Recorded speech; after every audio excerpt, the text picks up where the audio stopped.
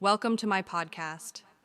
Using AI, the web, and a strong intuition, I bring this podcast to life, delving into complex topics, aiming to make them accessible to a broader audience. I do this non-profit and for educational purposes only. Any money that has been made after deductibles and necessary life support will go to charity. This may include long-term investments, short-term investments, and everything that is used to keep my charity going. None of the opinions in this podcast are necessarily my own. I take no ownership in anything related to opinions in this podcast. Copyright goes to the respective owners. I hope you enjoy listening.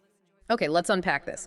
We have an incredibly dense and critical stack of sources today, all coming out of recent analysis in the Dutch media. They really are. And on the surface, they look like completely separate issues. Exactly. You look at them one by one, a critique of COVID policy, then this radical new economic blueprint, and finally sort of escalating war rhetoric in Europe, and they just don't seem connected. But when you layer them, when you see them together, they form this unified and pretty intense picture of centralized power.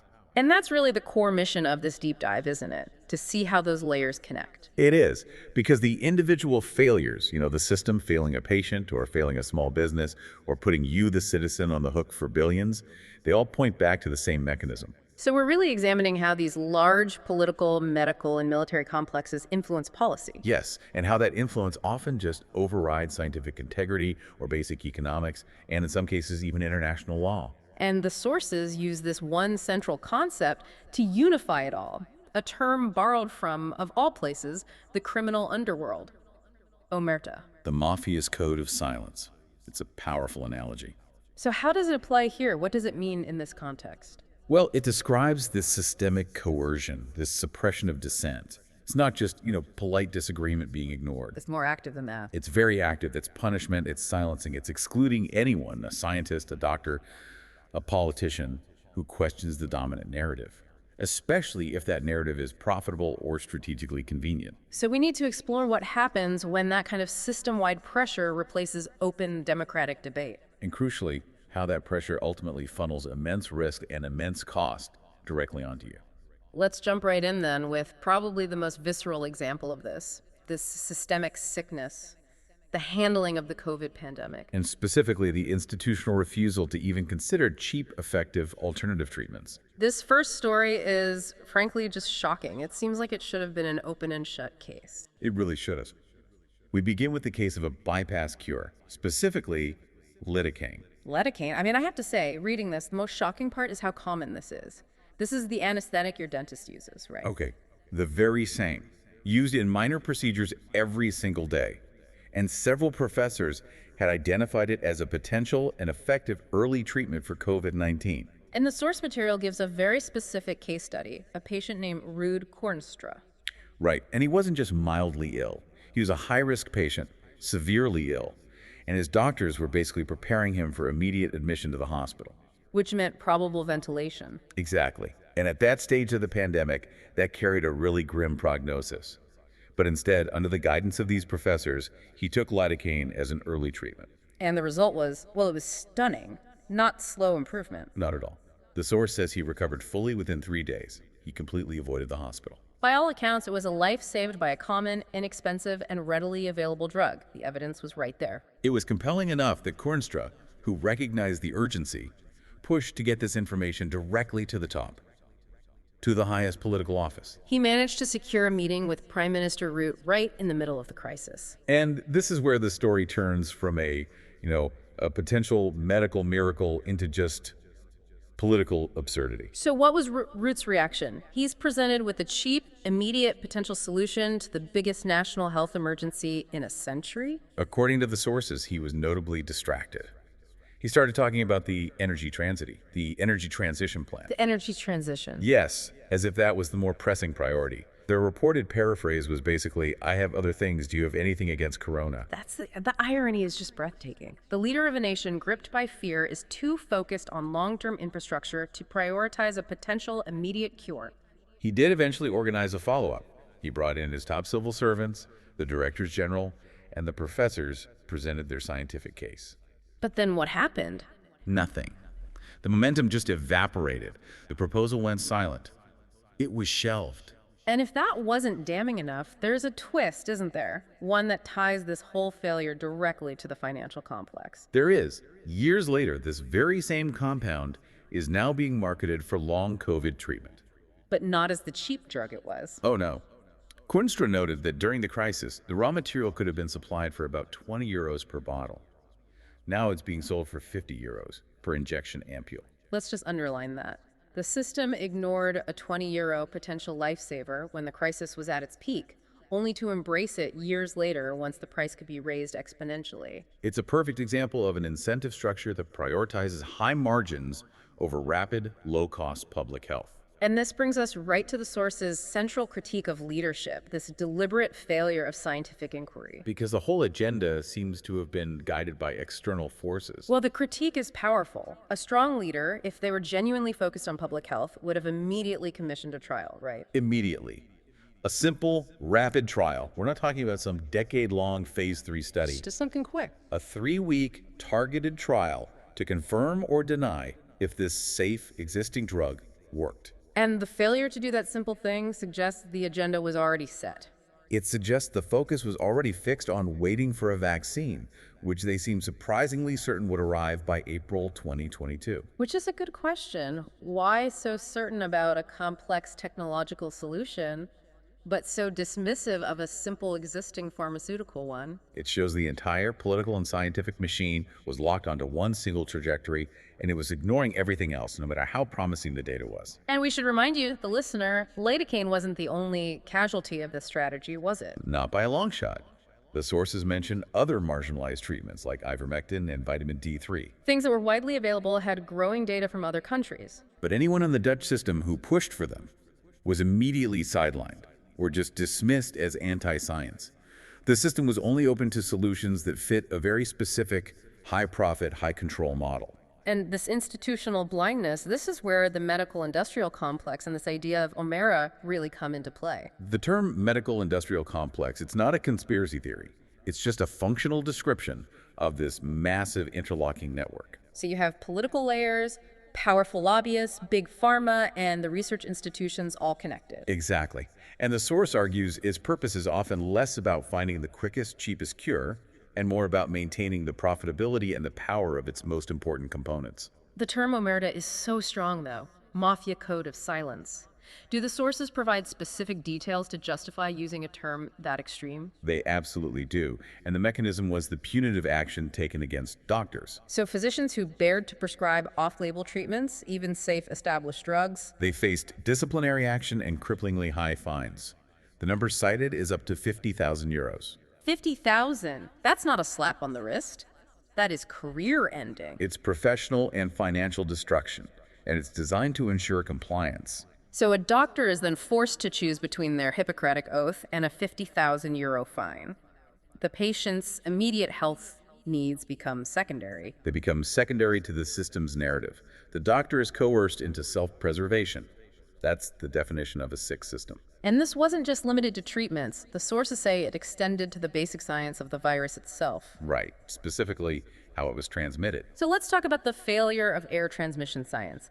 The sources say that by March 2020, there was clear statistical analysis showing the virus was airborne. Transmitted through aerosols, not just big droplets, which is a crucial distinction. Because it means the 1.5 meter social distancing rule was, well, mostly irrelevant. Largely irrelevant. Yeah. And it meant that ventilation was the single most critical factor for public safety. This data should have completely changed public policy. The focus should have shifted to filtering air in schools, in offices, public transport.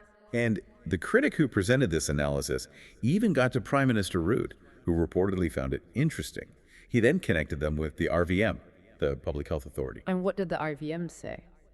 A high-level professor there admitted they had similar research internally, but they dismissed it all. Why, if their own data supported it? Because it contradicted the established dogma. The dogma that the virus spread by droplets, which justified the 1.5 meter rule. So they rejected the truth because the truth was politically and logistically inconvenient. Exactly. Widespread ventilation protocols would have been costly and complex. The 1.5 meter rule was simple, low-cost political theater.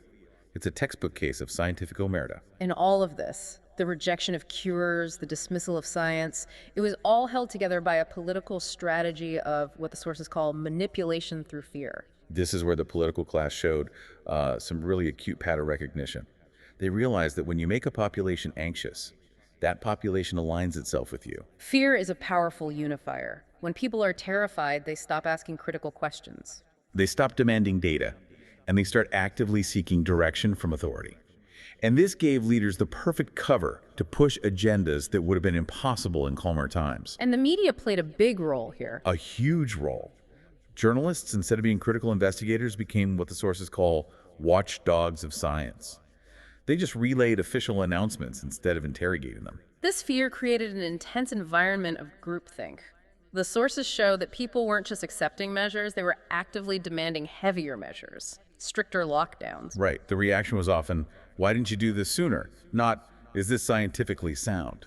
And that politically induced anxiety allowed leaders to execute an agenda that benefited these powerful complexes, often at the expense of individual rights and small businesses. And the final piece is that this whole period is now being actively swept under the rug.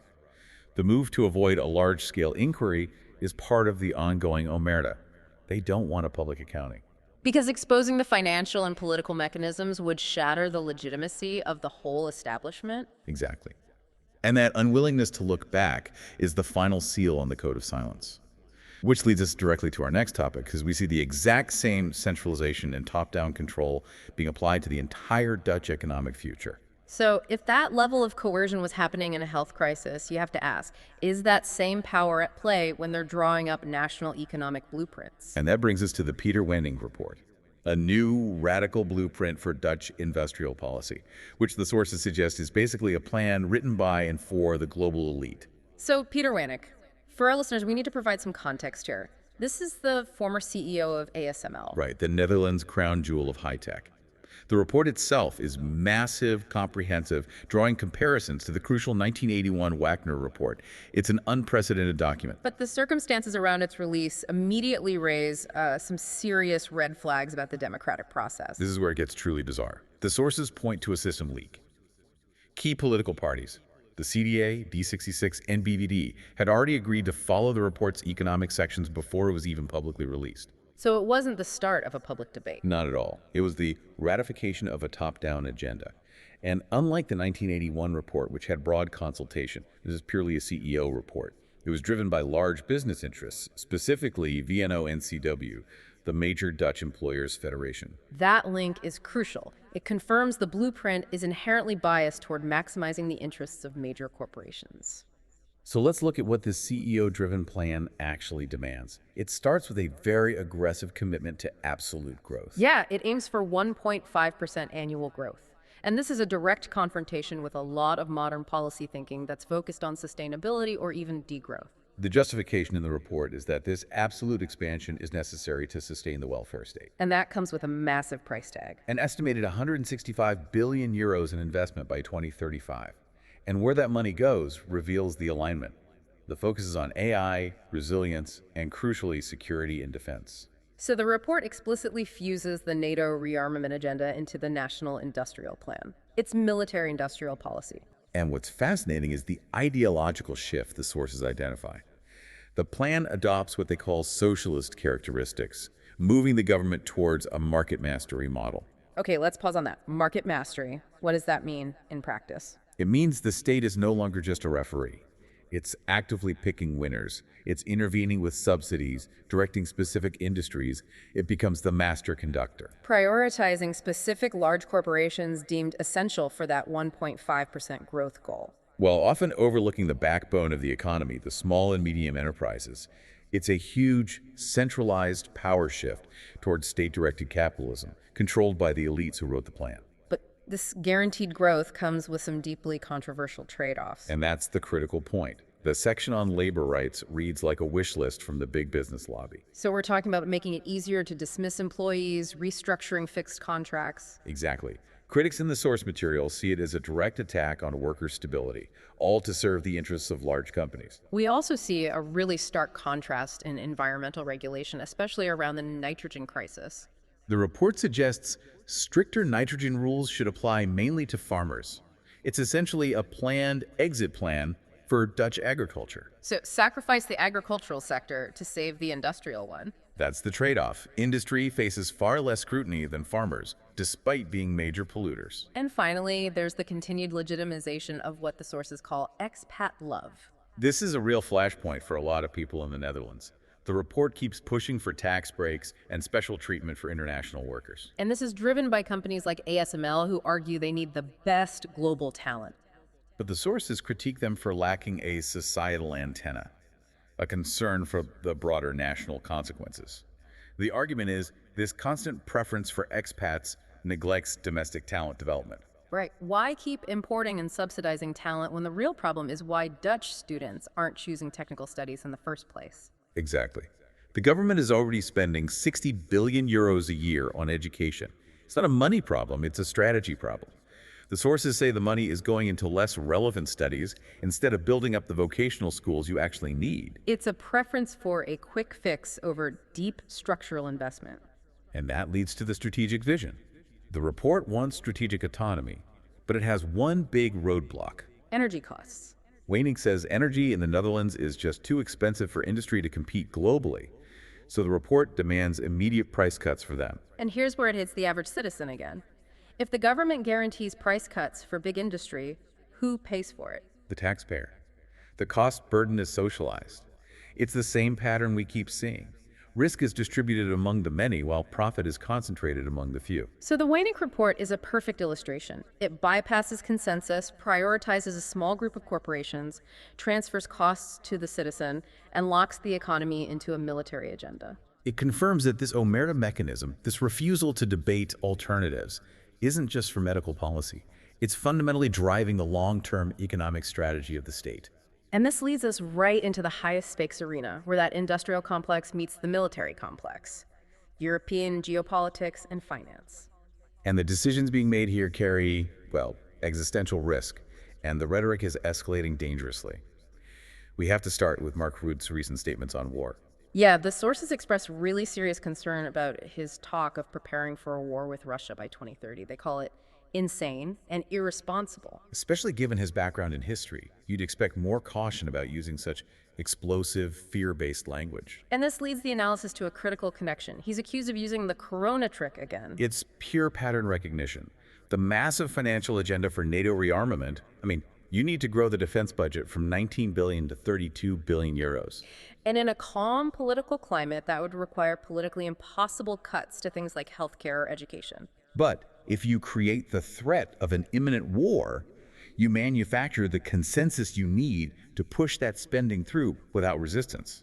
The sources are also highly critical of the current European stance, this idea of fighting until the last Ukrainian. They call it disastrous, and they ground that critique in the harsh reality on the ground. They point to the collapsing Ukrainian position on the front lines, Sivsk, Pokrovsk, and the undeniable reality of massive casualties and desertion. Yet the European political elite seems to be in a state of denial. Completely disconnected from the situation. And the sources argue this isn't just accidental. It's driven by a deeper historical geopolitical strategy. This is where we have to bring in the Brzezinski doctrine from his book, The Grand Chessboard. For anyone who isn't familiar, Zbigniew Brzezinski's core idea was that American global power could only be maintained by preventing any rival from rising in Eurasia. And the single greatest threat, in his view.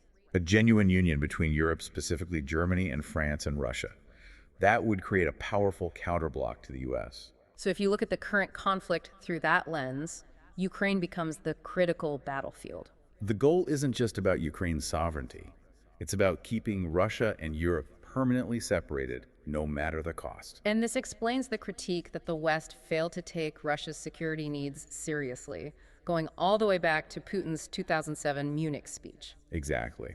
And this argument is reinforced by Angela Merkel's later admission about the Minsk Accords. She said the goal was just to buy time to strengthen Ukraine's military, not to achieve peace. Which confirms, for the sources, that the West was negotiating in bad faith from the start. We also have to remember the local context, the layer of civil war in the Donbass, and the fact that Zelensky was originally elected on a peace mandate he was pressured to abandon. All of this shows the situation is far more nuanced than the simple narrative leaders like Rutte are using to justify their war preparations. And this now culminates in a massive financial threat, the Euroclear time bomb. This might be the most immediate financial risk facing European citizens right now. The EU is moving fast to use the 200 billion euros in frozen Russian central bank assets. Which are mostly held in the Euroclear system in Belgium. Right. And they want to use them to finance the war, either by taking them outright or using them as collateral for loans to Ukraine. But this isn't a universally popular idea. It's meeting huge resistance. And not from political outliers. From the highest financial authorities, the IMF, the ECB, leading international jurists are all opposed. Even the Belgian government is calling it a no-go. So why is the financial world so against it? The consensus is that it's a gross violation of international law. It completely undermines the rules-based order the EU claims to defend. And the consequences could be catastrophic. The sources call it a financial neutron bomb aimed at Europe itself. If Europe does this, it instantly becomes an unreliable party for international investors. Why would any non-Western nation leave billions in a place where it can be politically confiscated? It would weaken the euro and push countries toward alternatives like the BRICS nations are developing. And the retaliation from Russia would be instant. They would confiscate all remaining Western assets. But here's where it gets really terrifying for you, the taxpayer. This is the critical part. If Russia wins the inevitable legal challenges, which many jurists believe they will, the cost of compensation would be immense. And it won't be paid by the Commission in Brussels. It would be passed down directly to the EU member states, without any democratic vote or consent. We're talking about staggering figures. A potential 55 billion euros from Germany, maybe 5 to 6 billion from the Netherlands, passed directly onto the national taxpayer. It's the ultimate transfer of high-stakes geopolitical risk directly onto the citizen who had no say in it. And the endgame here is described as Orwellian or Kafkan. The U.S. perspective, especially under a potential Trump administration, might be to use that money as a reconstruction fund that they control, sidelining the EU entirely. Yet the EU, while losing the conflict, is imposing conditions that only an outright victor would dictate. It's completely Kafkan. They're demanding Russia invest €1 trillion in reconstruction under EU terms. It shows an elite that is incapable of accepting defeat and is willing to sabotage international financial law to save face. And they're pushing it through with a flawed political mechanism. Right. They're arguing that because countries agreed to the initial freeze, a simple majority can now vote to confiscate, overriding any objections. It's an institutional power grab. The whole thing shows the omerta of power isn't just about silence. It's about aggressive, financially destructive action, using fear to bypass accountability and transfer risk. And just like with COVID, the primary tactic for driving this agenda, the defense budget, the Euroclear liability, is fear. Root's Corona trick is designed to make you afraid of the external enemy so you don't question the costly internal agenda. So when we pull this all together, the systemic sickness in health, the centralized control of the economy, the staggering financial risks in geopolitics, the common thread is just inescapable. It really is. The sickness of the system, that centralized control, consistently overrides decentralized critical thinking. In every single case, the system's preferred solution wasn't the cheapest or the fastest or the most democratically endorsed path. It was the one that maximized profitability, control, and the strategic interests of the powerful medical, industrial, and military complexes. We've seen the failure of rapid scientific inquiry, a powerful industrial strategy that overrides labor rights, and geopolitical decisions that are just financially ruinous. All of it driven by this systemic coercion, this omerta and institutional groupthink. And a fundamental problem, as our sources highlight, is that these huge decisions are often made with incredibly poor foundational data. When you hear that 80 to 90% of some underlying scientific studies might be flawed. You have to question the very basis of the policies being built on them. And critically, the cost and the risk, from Euroclear, from high energy prices, from neglecting domestic education, it's all transferred directly to you, the citizen. Without any real democratic accountability, the system is perfectly engineered to push risk down the hierarchy. So the takeaway for you, the learner, is essential. Critical thinking, questioning the source and motivation behind these things. Yeah. It's not just an academic exercise anymore. It's a mechanism of self-defense. We're living in an environment where the sickness of the system seems to consistently override the interests of the patient, the small business owner, the ordinary citizen. Because if the last few years have taught us anything, it's that the political elite is incredibly good at manufacturing fear to drive these enormously costly systemic agendas. So we have to ask ourselves, which is the greater threat today? The declared enemy, the virus, Russia, economic collapse, or the fear-driven policies being implemented by our own leadership in response. The reaction to the Euroclear discussion is telling. Many people are more concerned about Europe's own behavior and financial stability than they are about Russia's intent. You need to keep that critical sense sharp. So encourage yourself to critically evaluate the source and motivation behind every major policy announcement you hear in the coming weeks. Look for the omerta. Look for the transfer of risk. That's the mission, and that is where we leave this deep dive. Okay, let's get into it. Today we are doing a deep dive into what many are calling the final chapter of a 75-year-old story. That's right, the post-World War II transatlantic partnership. And the document that seems to be closing that chapter, it's complex, the rhetoric is, well, it's inflammatory, and the stakes, I think it's safe to say, could not be higher. Indeed. We're focusing on the new U.S. National Security Strategy, or NSS. It's being called the Trump Doctrine by a lot of the analysts we've been reading, especially those looking at the fallout in European capitals. And this isn't just a small policy change. Oh, not at all. This 33-page document is being seen as a systematic, really an ideological break. It throws out that 75-year understanding that bound the U.S. and Europe together. So our sources for this dive we've pulled from international relations professors, journalists, Europe correspondents, policy analysts. They've all detailed how this strategy seems to signal a clear intent to just drastically reduce the U.S. commitment to Europe. It's an abandonment, is how some frame it. Effectively leaving the continent to manage its own security, which for some means, leaving it to face Russia on its own. The shockwaves are already being felt.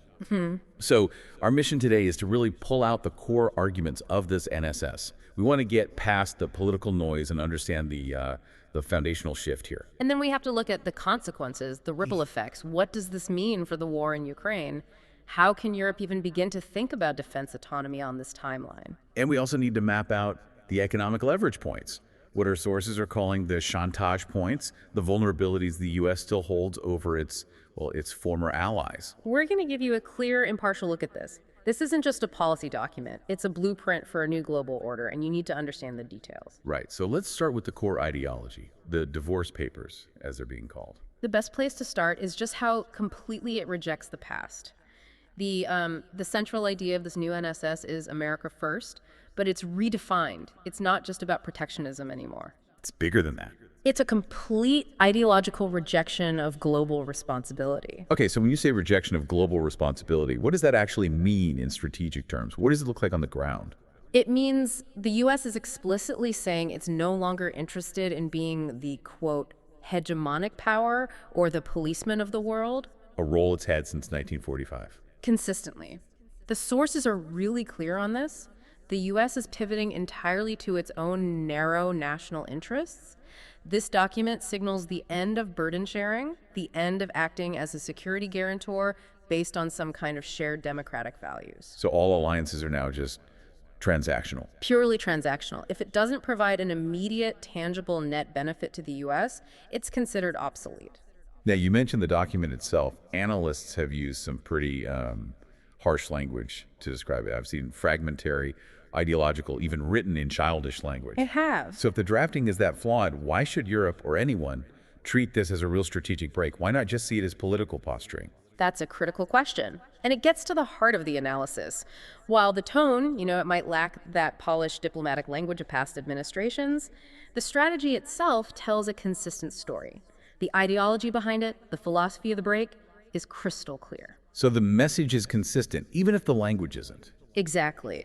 It's a dramatic rupture with every U.S. tradition of multilateralism and collective security we've seen for decades. And its hostility towards international institutions is, it's foundational to that consistency. How does that hostility actually show up in the text? What are they saying? It's a core argument that the U.S. has to protect its sovereignty above all else. The NSS frames international institutions, and this is everything from the World Health Organization to climate agreements, as entities that have actively undermined U.S. national sovereignty. Undermined. That's a strong word. It is, and that they've acted, and this is another quote, to the detriment of the American people. So the U.S. isn't just stepping back from these organizations, it's positioning itself against them. It sees them as competitors, not partners. Let's pivot a little to the culture war aspect, because this seems to be where European analysts say the document goes beyond policy and starts reading like a far-right pamphlet. Or an ideological declaration of war. Right, a declaration of war against the European Union itself, which implies this break isn't just strategic, it's deeply cultural. The cultural antagonism is, well, it's undeniable. It's why European leaders are so deeply concerned. The NSS uses very specific, very charged language to frame the EU as being, in its view, fundamentally illiberal. Oh, so. For instance, one specific complaint is that the EU undermines political freedom through censorship. Censorship. What are they referring to when they talk about censorship in the EU? That seems like a stretch. Well, the analysts speculate it's a two-pronged attack. The first part is probably about Europe's digital rules, things like the GDPR or rules aimed at curbing disinformation. Which the US has always viewed as a barrier to its tech giants. And an infringement on speech, exactly. The second prong is a bit more obscure, but just as ideological. Some believe it's a reference to internal judicial practices in Europe, like using initials instead of full names in sensitive legal cases to protect privacy. So they're taking issue with privacy laws. It seems so. The underlying message is that the EU's entire approach to governance, digital, legal, social, is, in their view, actively anti-freedom and therefore morally suspect. But the deepest, and from what I've read, the most shocking ideological attack is on European demography. The sources call it the NSS's demographic obsession. This is where the language gets really visceral. The strategy launches this heavy ideological attack on European culture. It claims that mass migration and cratering birth rates are leading to, and this is the quote, cultural self-murder and civilizational erasure. Civilizational erasure. I mean, that's not language you expect to find in a national security document. How do they use that idea to justify a strategic boast with Europe? By framing Europe as internally weak, as a dying civilization. The document explicitly says that if the current trends continue, the continent will be unrecognizable in 20 years or less. So this is a security analysis based on identity politics. Absolutely. The argument goes, if the core demographic and cultural identity of our NATO allies is dissolving, then the shared ideological foundation of the alliance vanishes with it. Why commit blood and treasure to defending a region that, in this view, is destroying itself from within? That is the question they're posing. It raises this profound strategic question of whether future NATO members will even still be European in a way the U.S. recognizes, or if they'll view the alliance in the same historical light. And this ties directly into the anti-woke stance we're seeing. The strategy targets diversity, equity, and inclusion DEI, and what it calls woke ideology in Europe. It claims these are internal strategic weaknesses. It argues these practices have weakened both the U.S. and Europe, that they've replaced meritocracy with a focus on, and the document uses a phrase that translates from Dutch as vermend gediscrimineerd minderheden. Allegedly discriminated minorities. Yes. The argument they're making is that this internal cultural preoccupation has eroded the meritocratic strength you need for global competition, especially against a country like China. So they're basically injecting America's own internal culture wars directly into foreign policy and painting the EU as structurally compromised by them. It's a very calculated effort. Okay, so if Europe is being framed as decadent, weak, culturally fading, the US must be focusing its energy somewhere else. Where does the strategy pivot? I'm seeing a revival of a very old idea. The Monroe Doctrine. The Monroe Doctrine. It is a profound historical callback. The strategy clearly concentrates U.S. efforts on the Western Hemisphere. It's a direct nod to the doctrine from 1823. So for anyone who needs a quick refresher, the original doctrine basically asserted U.S. control over the Americas and told European powers to stay out. So what does reviving that look like in the 21st century? It means focusing military, economic, and political power entirely on the Americas. The NSS implies this control is backed by military force if needed. They reference, for example, potential troop buildups near unstable regions, and they specifically cite Venezuela as an example. So it's a massive reallocation of resources. It's pulling intelligence assets, diplomatic capital, military planning, everything, out of other theaters and channeling it all westward and southward into its own backyard. And this brings us to the critical omission that really defines the entire divorce. Dog that didn't bark. Europe is not included in this Western Hemisphere focus at all. And that exclusion is the strategy's clearest, most devastating signal to Europe. The analysts we read all conclude the same thing. By focusing so intently on the Americas and specific threats in Asia, The NSS implicitly grants Russia a new sphere of influence across the European continent. The U.S. steps back, Yeah. and the vacuum is filled. It's a return to 19th century great power politics. It's a complete abandonment of the collective security framework that has defined the entire post-Cold War world. And the document isn't just indifferent to Europe. It seems to be actively trying to interfere with its political unity. The sources describe the NSS as a deliberate nival. A political bow, yes. A deep invitation to Europe's ultra-right and populist parties. The document itself even refers to them as the Patriots. This feels like a highly calculated move, a form of strategic destabilization. It is. When the analysts call it a nival, they mean a deliberate act of political recognition, of encouragement. These populist parties, they're often very loud, but they typically only get 20 to 25% of the vote. They're marginal in many national governments. So why elevate them? Why give them this kind of recognition in a U.S. strategy document? Because the strategy sees these groups as allies in its own ideological culture war against the mainstream EU establishment. So it's a manifestation of the U.S. actually fearing a strong, unified Europe. That's the interpretation. That by extending a hand to these internal dissenting forces, the U.S. is trying to actively destabilize and maybe even dismantle the European Union from within. It's using Europe's internal divisions as a tool of its own foreign policy. Which is an incredible reversal. The U.S. is now essentially supporting the very elements in Europe who want to tear down the alliances the U.S. itself built. It's a profound break. So if the U.S. is granting Russia this new sphere of influence and actively trying to destabilize the EU, the most immediate consequence has to be Ukraine. Absolutely. Let's look at how the NSS actually frames that conflict. The language, and what's missing from the language, is incredibly revealing. Our analysis shows Russia is mentioned more than 10 times in the document. Okay. And Ukraine? Ukraine is mentioned only 4 times. And here's the critical point. Yeah. In none of those 4 mentions is Russia ever referred to as the aggressor. Not once. Never called the invader. And that framing is so important because it completely changes the strategic goal, doesn't it? If Russia isn't the aggressor, then the objective shifts from defending a victim to simply ending a fight. Exactly. The NSS frames the conflict as being prolonged by European stubbornness. It argues that European officials hold unrealistic expectations for the war. And it claims that despite what the governments are saying, a large European majority wants peace. Yes. This positions the U.S. as the practical, realistic actor here, the one seeking stability. And it contrasts that with what it portrays as a kind of quixotic European belligerence. So what's the explicit goal of the strategy then? A quick truce, and then establishing a workable relationship with Russia. A workable relationship. That's the ultimate strategic objective. The strategy basically offers up the U.S. as the necessary broker, the only one who can mediate between Europe and Russia to end the fighting. Which means using U.S. leverage not to protect Ukraine's interests. But to facilitate a stable political and commercial arrangement with Russia. And I imagine Russia was quite pleased with this. The sources noted immediate approval. The Kremlin publicly endorsed the NSS. They called it, quote, largely corresponding with Russia's own vision of the world. Of course they did. And the price for this workable relationship is clearly implied throughout the whole document. Which is? That Ukraine must simply accept a loss of territory.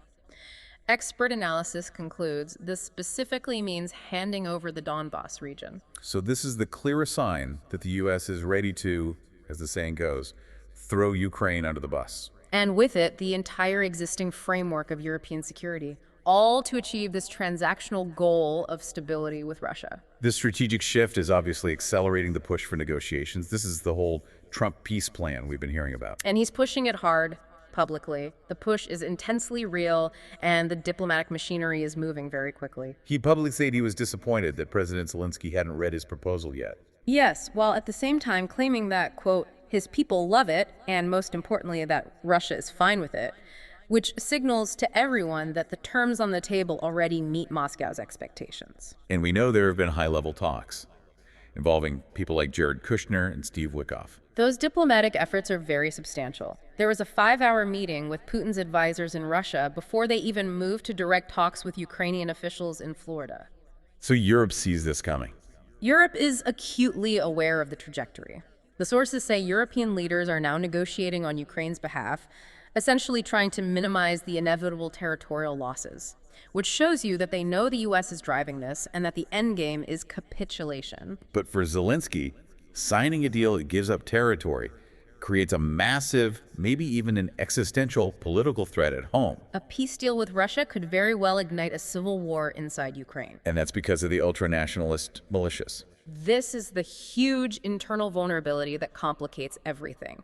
Ukraine is highly dependent on these fanatical, well-trained, and very well-armed ultranationalist groups. The Azov Battalion is probably the most famous one. But some sources estimate there are up to 80 separate entities. And these are not just disorganized gangs, they are a potent internal security threat to the Ukrainian state itself. And what makes them such an acute risk to Zelensky? They have a history of successful anti-government action. You have to remember, they played a key role in the 2014 coup that brought in the current political order. So they've done it before. And they're intensely nationalistic and politically motivated. They have threatened to kill Zelensky if he tried to end the war on what they see as unfavorable terms. And that's not a new threat. It dates back to 2019. So forcing him to sign a deal that cedes territory. It essentially hands these groups the pretext and probably the popular support they would need to launch another coup against him. So for him, peace with Russia could mean a guaranteed internal conflict. Now, the analysis of the actual negotiations, it reveals a really fascinating and, frankly, a disturbing detail about European complicity in all this. Yes. The 28-point peace plan. A key Russian demand was deliberately removed by the Europeans. That's right. The original Russian proposal included a demand to ban specific internal Ukrainian groups, what they called narcissistic groups. Which means the powerful ultranationalist militias we were just talking about. Exactly. But when Europe adapted the plan for their own negotiations, that specific demand was taken out. Why? What's the implication there? The implication, according to the analysts, is that Europe is deliberately reluctant to admit that there is a dangerous internal nationalist problem within Ukraine. Because acknowledging that problem might undermine the moral justification for continuing the fight against Russia. They're essentially choosing to continue the conflict and maintain external alignment over acknowledging and solving a major domestic political and security crisis. That's a heavy choice. It is. Let's shift to the economic friction here. The frozen assets controversy. The 200 billion euros in Russian assets held at Euroclear. This debate is just explosive because it touches on the fundamental security of the entire global financial system. The push to seize those assets is seen by critics as undermining that stable relationship Trump wants with Russia. And many are calling it outright stealing. Seizing sovereign assets sets a potentially catastrophic precedent for international law and, financial confidence. What's the European view? Who is pushing for this? It's largely being driven by a faction of European elites who see it as an overcoming strategy, a way for Europe to finance the war effort and support Ukraine without relying on an increasingly unreliable U.S. But that strategy depends on the conflict continuing. Structurally, yes.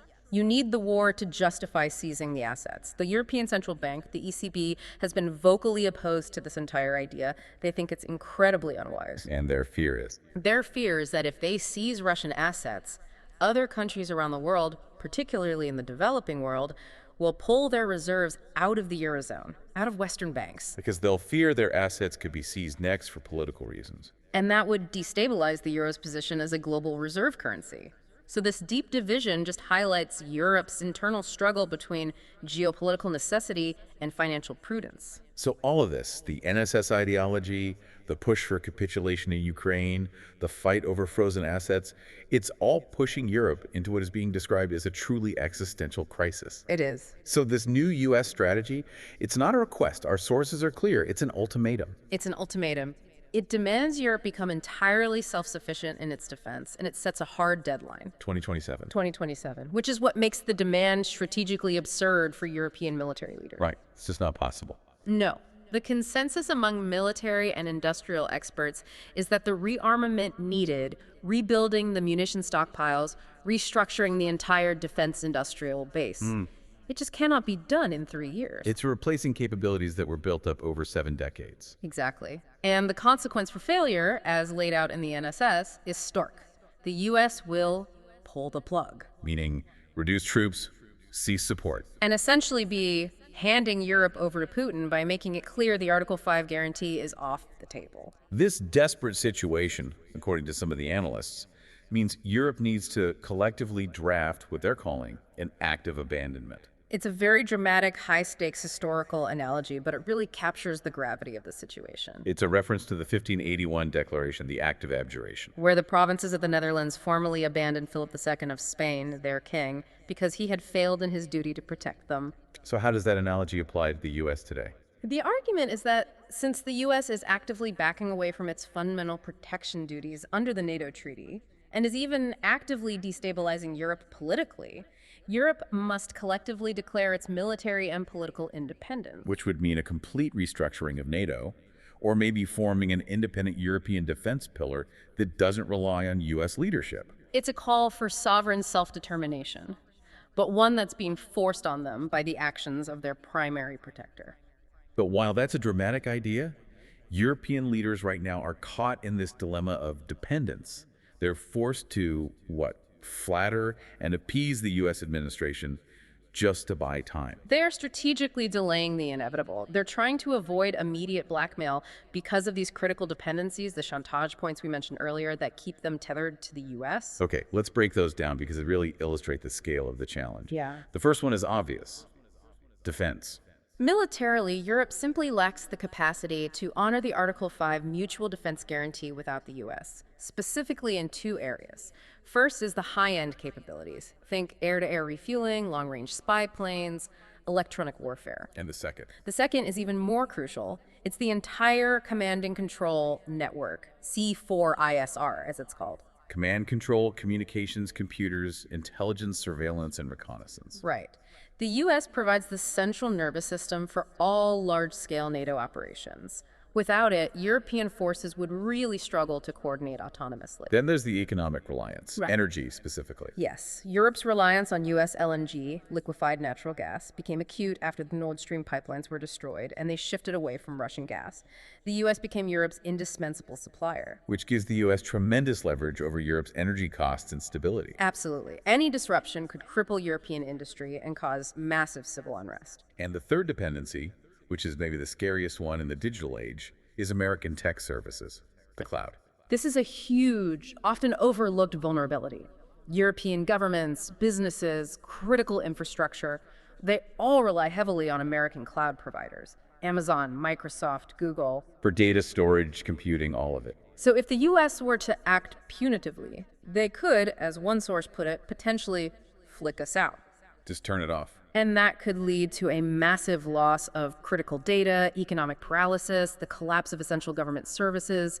It gives the U.S. unparalleled leverage. So this pressure, this ultimatum, it's forcing a response. Brussels is finally waking up, but the motivation is telling. The sources are absolutely clear on this. The major increase in defense spending we're seeing, the whole Rearm Europe project, it's being driven by the threat from a potential new U.S. administration, not just by Russia. It's the American ultimatum that's the real catalyst. It is. So what does this push for autonomy actually look like? Experts are urging a rapid shift to a war economy light. This is the imperative. It can't be business as usual anymore. A war economy light means industrial mobilization within 2 years, focusing on 3 key areas. Okay. First, rapidly building up munition stockpiles.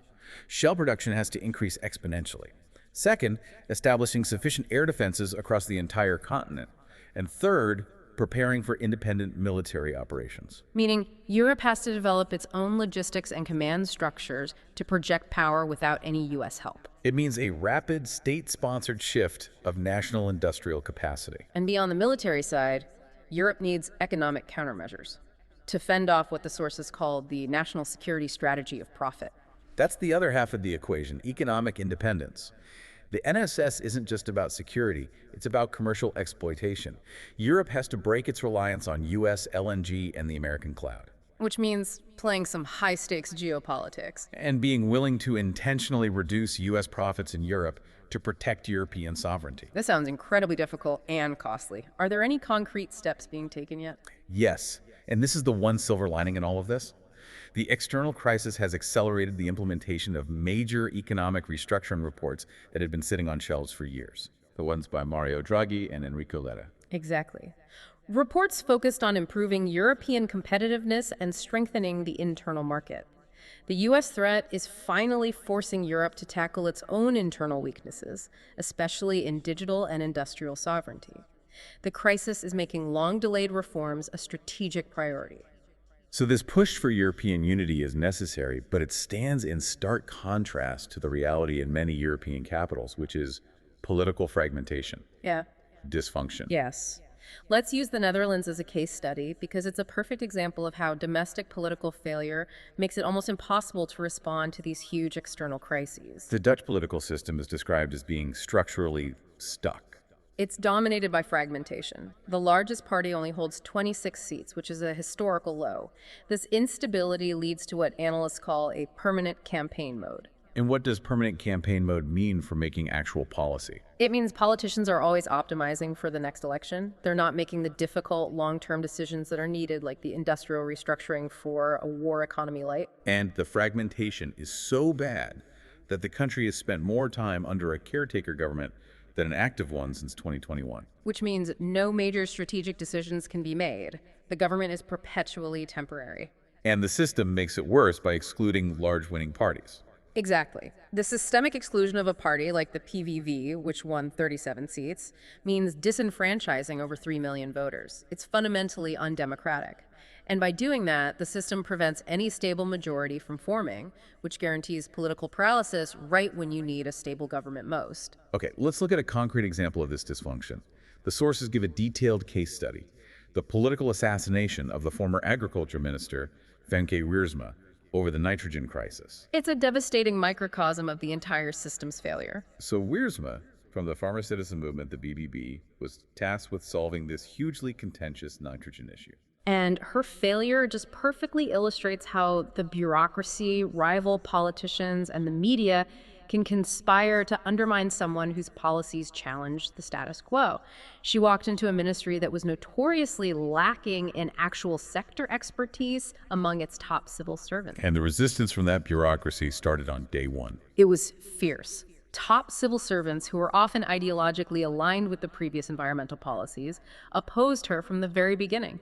There were reports of staff walking out of her introductory meeting in shock at her reality-based proposals. So her political mandate was hobbled from the inside from the moment she walked in the door. Yes, by the very bureaucracy she was supposed to be leading. But the truly shocking detail, the thing that shows the depth of the dysfunction, was the internal sabotage from her own coalition partners, the VVD and NSC. This is the level of internal betrayal that defines the political moment. Her own partners systematically undercut her. They were reportedly willing to let her party, the BBB, fail publicly on this file just to weaken them politically. And it gets worse. It does. They actively collaborated with opposition parties in a private app group. The app group was called Function Elsewhere. Yes. And they used it to coordinate attacks to undermine Wiersma's policy motions and votes. This is high-level government backstabbing, prioritizing internal rivalries over solving a national crisis. And throughout all this, Prime Minister Scoof's leadership was described as completely lacking regie, lacking control. His failure was absolute. He offered no protection, no clear direction for his minister. Analysts noted that Scoof would often just open and close meetings. He didn't intervene, he didn't mediate the disputes, he didn't enforce decisions. So this week, hands-off leadership just allowed the sabotage to continue until she was forced out. Exactly, which exacerbated the entire policy crisis. This whole Dutch case study seems to highlight a broader systemic failure across European governance. This obsession with forcing the real world to fit flawed models, rather than the other way around. That is the core disconnect. Policy across Europe, whether it's nitrogen targets, wind farm placements, or anti-car policies in cities, it's often driven by forcing real people, farmers, fishermen, small business owners, to conform to these overly optimistic or badly calibrated scientific models. And when reality clashes with the model, Policymakers routinely choose to punish reality with fines, regulations, forced restructuring. They'd rather do that than admit their model was flawed or that the assumptions were wrong. and we see the local impact of this in places like Amersfoort. Amersfoort is a perfect small-scale example. New parking policies, driven by this anti-car climate rhetoric, were pushed through against the democratic will of 75% of voters in a referendum. And the result? The consequences were devastating for local small businesses. They reported an immediate 30 to 40% loss in turnover. And the local government's response? They refused to admit error. an absolute refusal. It's driven by a fear of losing face. They're prioritizing their ideological consistency and protecting their flawed model over the economic survival of their own citizens. And that refusal to adapt, even in the face of clear evidence of harm, really encapsulates the problem. It's a systemic issue that hampers Europe's ability to tackle any major crisis, internal or external. It really makes you wonder how a continent that struggles this much with its own internal cohesion and just pragmatic governance can possibly mount the kind of collective existential response that this new U.S. strategy demands. The new national security strategy is it's so much more than just a policy shift. It's a complete ideological realignment. It fundamentally ends that post-World War II partnership between the U.S. and Europe. Europe is now facing, as one source put it, a gun to its head. It's been forced into a corner where doing nothing is simply not an option. The choice is binary and it's brutal. Path one is to try and appease a transactional, unpredictable U.S. leadership that, as we've discussed, views Europe as culturally decadent and politically ripe for destabilization. And path two is to rapidly embark on the incredibly difficult, profoundly costly path to achieving real military and economic autonomy by 2027. The sources strongly conclude that for Europe to survive this, to counter the sphere of influence being granted to Russia, it has to shift to a war economy light, and it has to do it immediately. But given the monumental scale of its dependency on the U.S., for the military command systems, for the cloud technology that holds its critical data, and given the technical impossibility of achieving self-sufficiency by that 2027 deadline, the real question we're left with is one of sacrifice. That's it. To achieve that autonomy in time, to enact the kind of industrial mobilization and economic restructuring the Draghi and Letta reports call for, it requires moving so far beyond just increasing defense spending budgets. It demands a level of austerity, of focused resource allocation, of political unity that Europe hasn't seen since the Cold War. The existential question isn't whether Europe can survive, it's whether European leaders are prepared to demand, and more importantly, whether you, its citizens, are prepared to accept the level of sacrifice required for full-scale collective war economy to secure your sovereignty in the next 2 years. What precisely are you willing to give up for European autonomy? That's the real measure of the crisis to come. Okay, let's jump right into this. Let's do. We are taking a deep dive into the massive, almost historic military and geopolitical restructuring that has been unfolding along NATO's eastern flank. It really is historic. For you, the learner, the core mission today is to cut through all the headlines and figure out what is actually going on. That's exactly right. We need to answer the central question. What is the actual military commitment being made near the Russian border? I mean, we're talking boots on the ground, heavy armor, readiness timelines. All of it.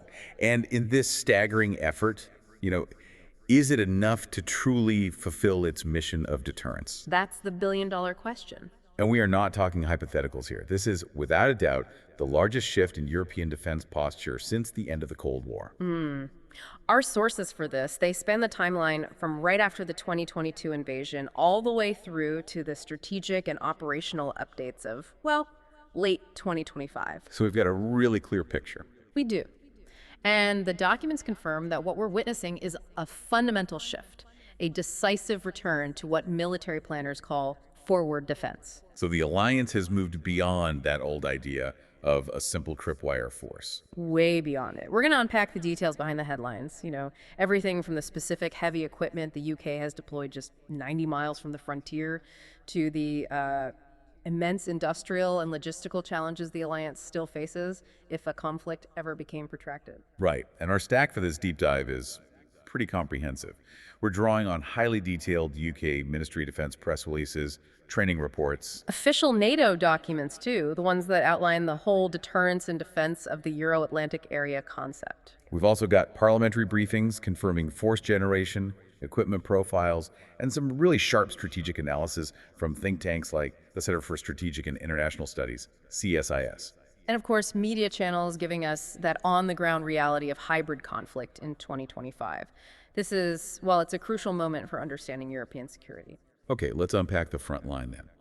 The UK is positioning itself as a key, immediate shield for NATO's most vulnerable allies, specifically up in the Baltic region. So how is the UK's continuous presence managed? And what does that persistent commitment actually look like on the ground? That continuous commitment is formalized under a specific designation, Operation Cambridge. Operation Gibray. Yep, that's the British Army's operational name for its contribution to NATO's Multinational Enhanced Forward Presence, or EFP. They have a presence in both Estonia and Poland under that name. So Kibrit is the physical manifestation of the UK's commitment to Article 5. That's a perfect way to put it, yes. And the mandate for it. Is it just about having a presence there, or is there a more defined military mission? Oh, it's very defined. The mandate, according to the Mahdi materials, is threefold. First, enhancing Euro-Atlantic security. Second, providing robust reassurance to allies who feel immediately threatened. And third, And critically, deterring adversaries by making any localized attack immediately trigger a multinational response. This is not, a short-term training rotation. no. The UK has maintained this continuous presence since 2017. A long time. I think we really need to emphasize that term, continuous rotational commitment. They do. It means the UK forces are never absent, they are simply cycled through. It's an embedded garrison based primarily at the Tapa military camp in Estonia. And we're talking about roughly 900 British personnel at any given time, fully integrated into the Estonian 1st Infantry Brigade. And the geography here is it's vital. The sources repeatedly cite the deployment area in northeast Estonia as being just 90 miles from the Russian border. Just 90 miles. It's an incredible number. Wait, 90 miles? I mean, to put that in perspective for many of our listeners, that's less than the drive from New York City to Philadelphia. Exactly.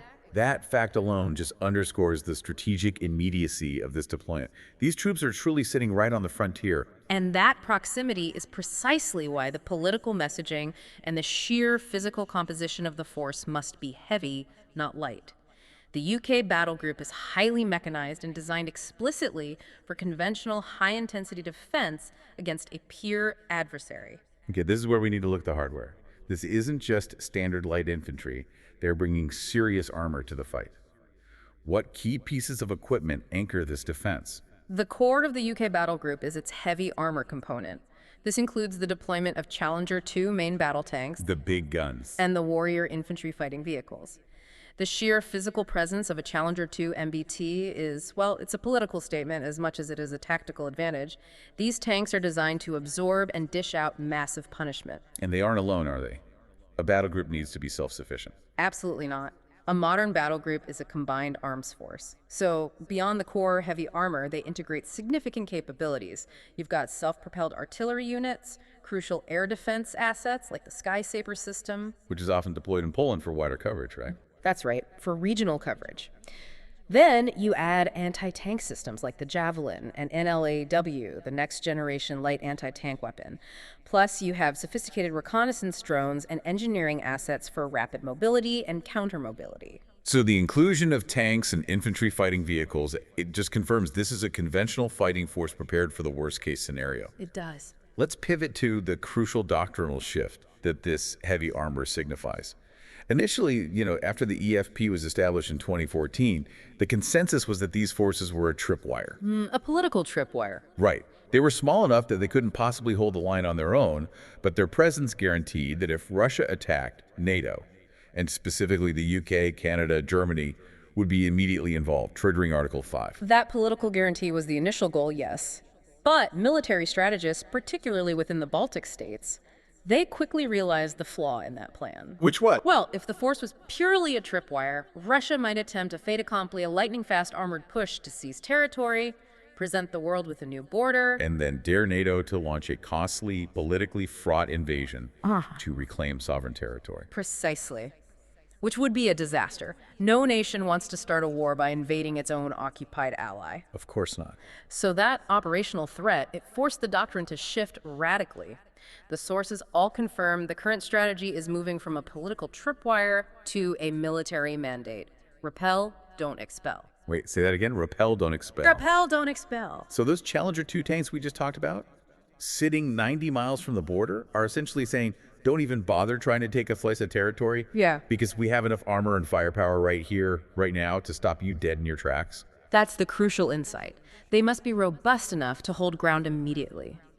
The Challenger 2s, along with the infantry they protect inside the Warriors, provide the necessary mass and protection to stabilize the line, absorb the initial shock, and inflict sufficient losses on an attacking force to deny that quick seizure. So it transforms the EFP from just a symbol into a functional combined arms fighting unit. Yes, one designed to buy time for the massive reinforcement waves to arrive. So the heavy armor is a strategic necessity, not just military window dressing. And the training reflects this reality, doesn't it?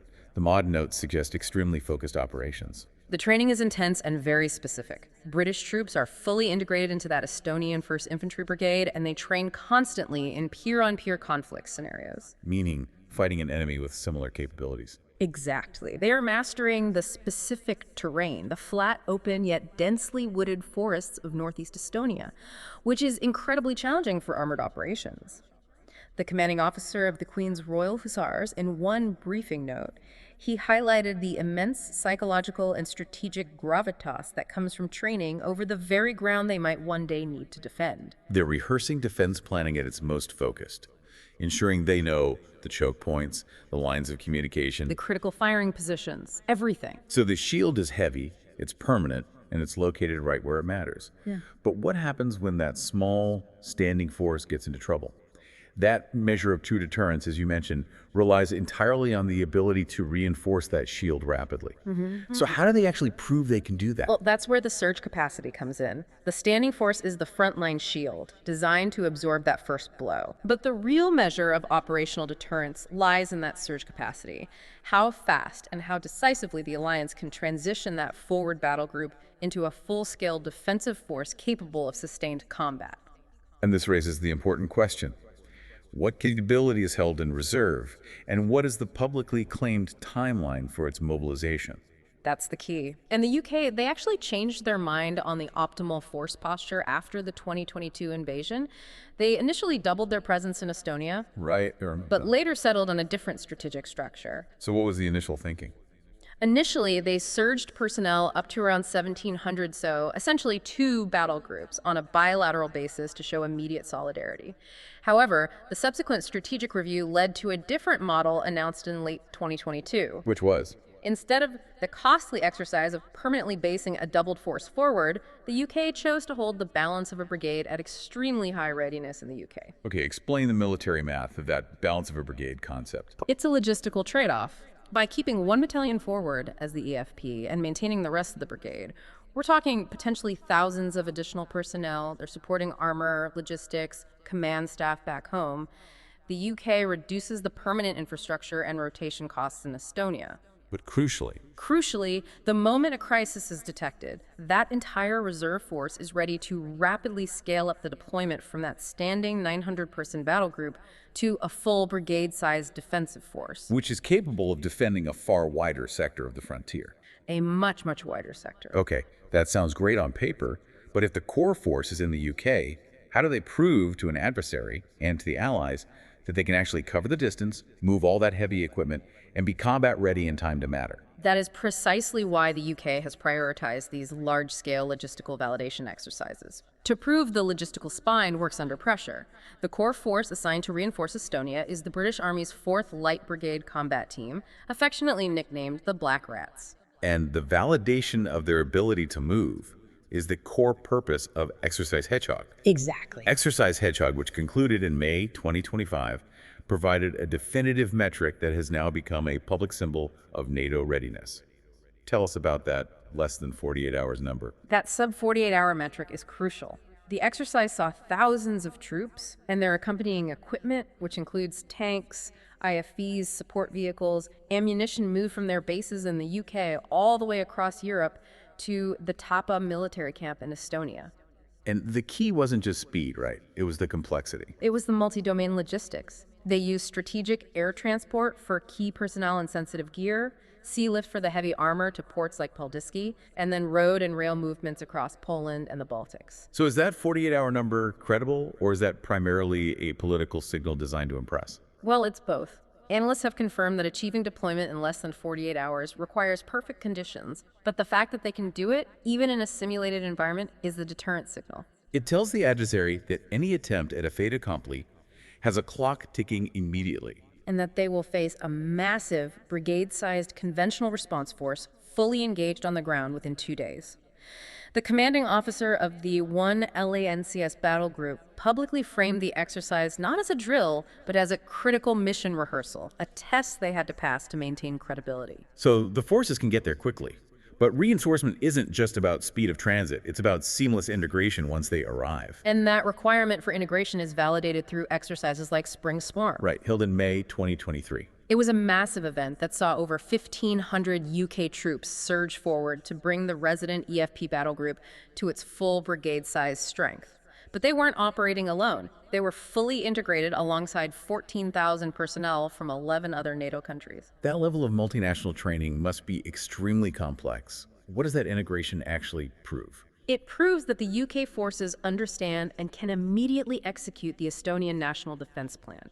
They tested everything: trench assaults, complex armored maneuvers, and high-intensity combat, combined arms warfare coordination. So the reserve brigade can land and immediately assume its assigned sector of the defense without needing weeks of orientation. Exactly. The lethality demonstrated during Spring Storm, as noted by commanders, sends the strongest possible message to the adversary. Now let's widen the focus away from just Estonia for a moment.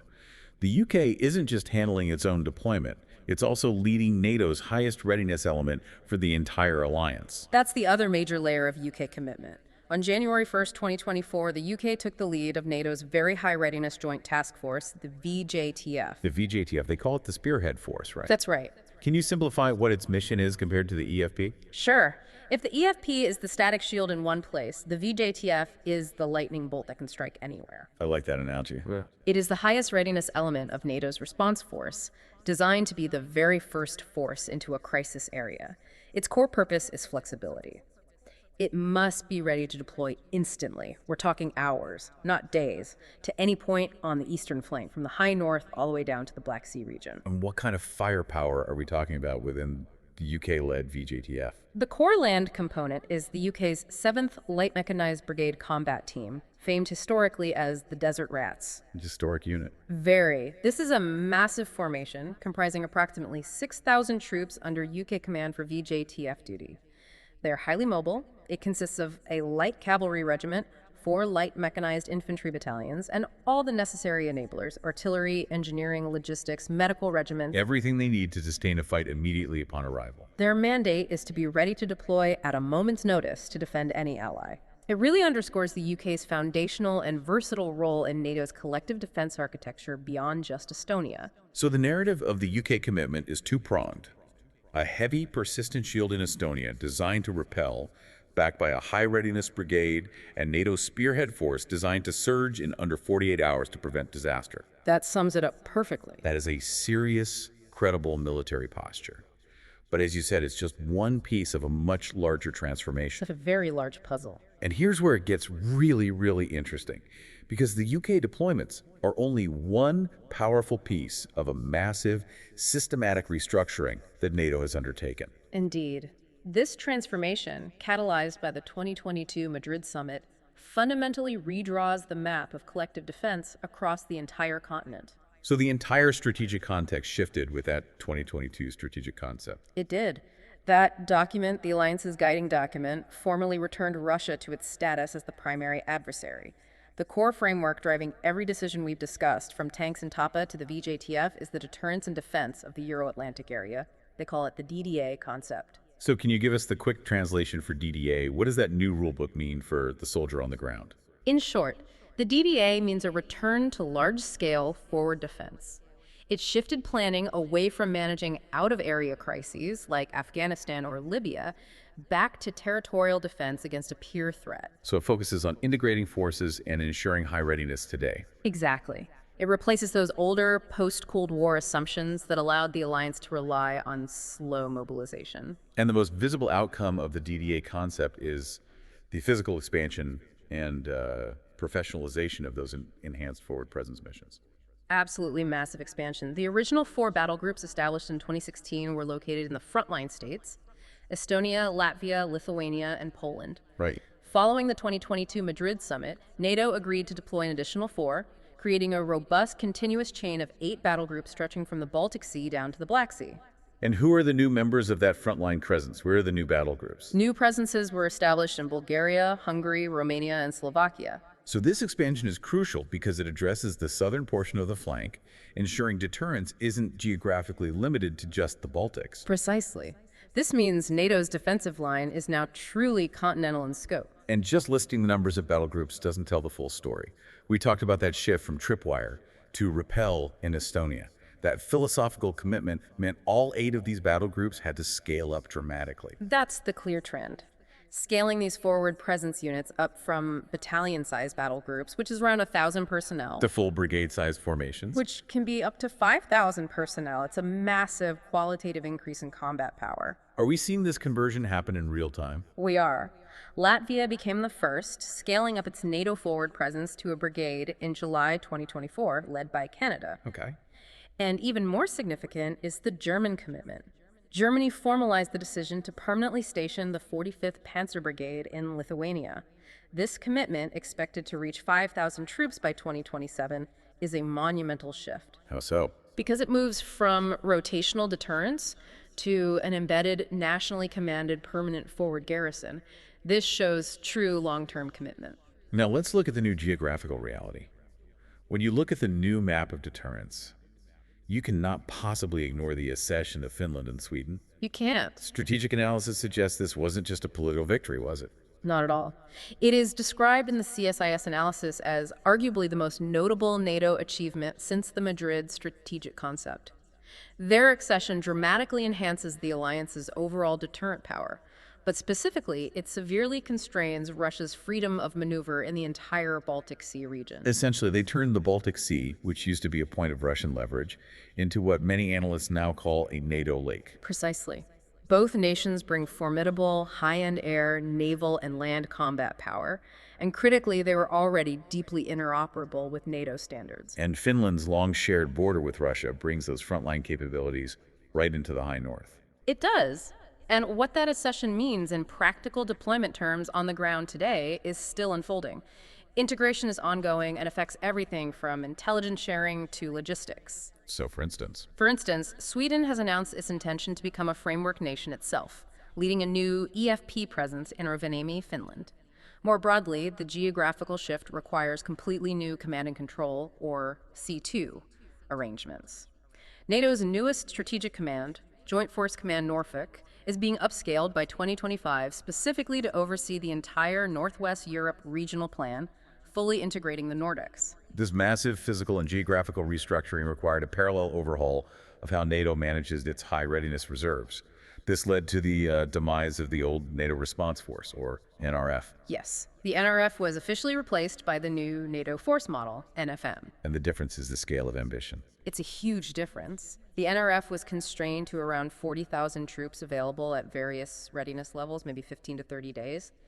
The NFM aims to be a vastly larger pool of forces. We're talking potentially 300,000 troops available for rapid deployment across 3 readiness tiers. How is this NFM structured? I mean, a 300,000 person response force sounds revolutionary in scale. It is. The NFM operates in 3 tiers of graduated readiness, all structured to meet that DDA plan we talked about. Okay, so Tier 1. Tier 1, highest readiness forces ready to deploy in 10 days. These are typically the forces assigned to the VJTF. And Tier 2. Tier 2, ready in 30 days. These provide the bulk of the initial surge capacity. And Tier 3, ready in 180 days. These are the large reserve and mobilization forces needed for sustained operations. And who is contributing to this enormous new structure? Well, public announcements confirm serious commitments. Germany has pledged 30,000 troops across various readiness tiers. In the U.S.? And crucially, the United States has formally placed much of its 80,000 forces stationed in Europe under NATO command, a major symbolic and operational step. It represents the most connected the U.S. has been to NATO command structures in decades. But implementing such a large-scale change, even with these commitments, must come with some serious friction. What are the recognized hurdles that analysts highlight? Well, analysts are concerned with force generation and, maybe more importantly, sustainment. While the NFM aims for 300,000 forces, readiness verification processes, especially for those Tier 1 and Tier 2 forces, have already revealed shortfalls. Such as? The alliance, particularly across Europe and the US, is grappling with severe recruitment and retention challenges, which directly undermines the readiness levels of those NFM units. Additionally, the demand for specialized enablers like intelligence, surveillance, and reconnaissance units, ISR, and logistics personnel is soaring, and those are hard to generate quickly. So the NFM is a huge step in scale, but the capacity to sustain and mobilize those forces quickly and consistently remains an ongoing, resource-intensive effort. A huge effort. And what's fascinating here is how quickly the actual threat environment changes, forcing the alliance to adapt beyond even those pre-planned NFM structures. Recent events, specifically around late 2025, confirm that Russia is constantly testing NATO's resolve and infrastructure resilience using highly aggressive hybrid warfare tactics. And the sources paint a very sober picture of Russia's current military strength. Despite the significant losses suffered in Ukraine, the long-term threat hasn't diminished. In fact, some sources suggest Russia is now, ironically, more dangerous due to lessons learned and industrial output. That is the consensus assessment, yes. Russia is unequivocally identified as the most significant and direct threat to Euro-Atlantic security.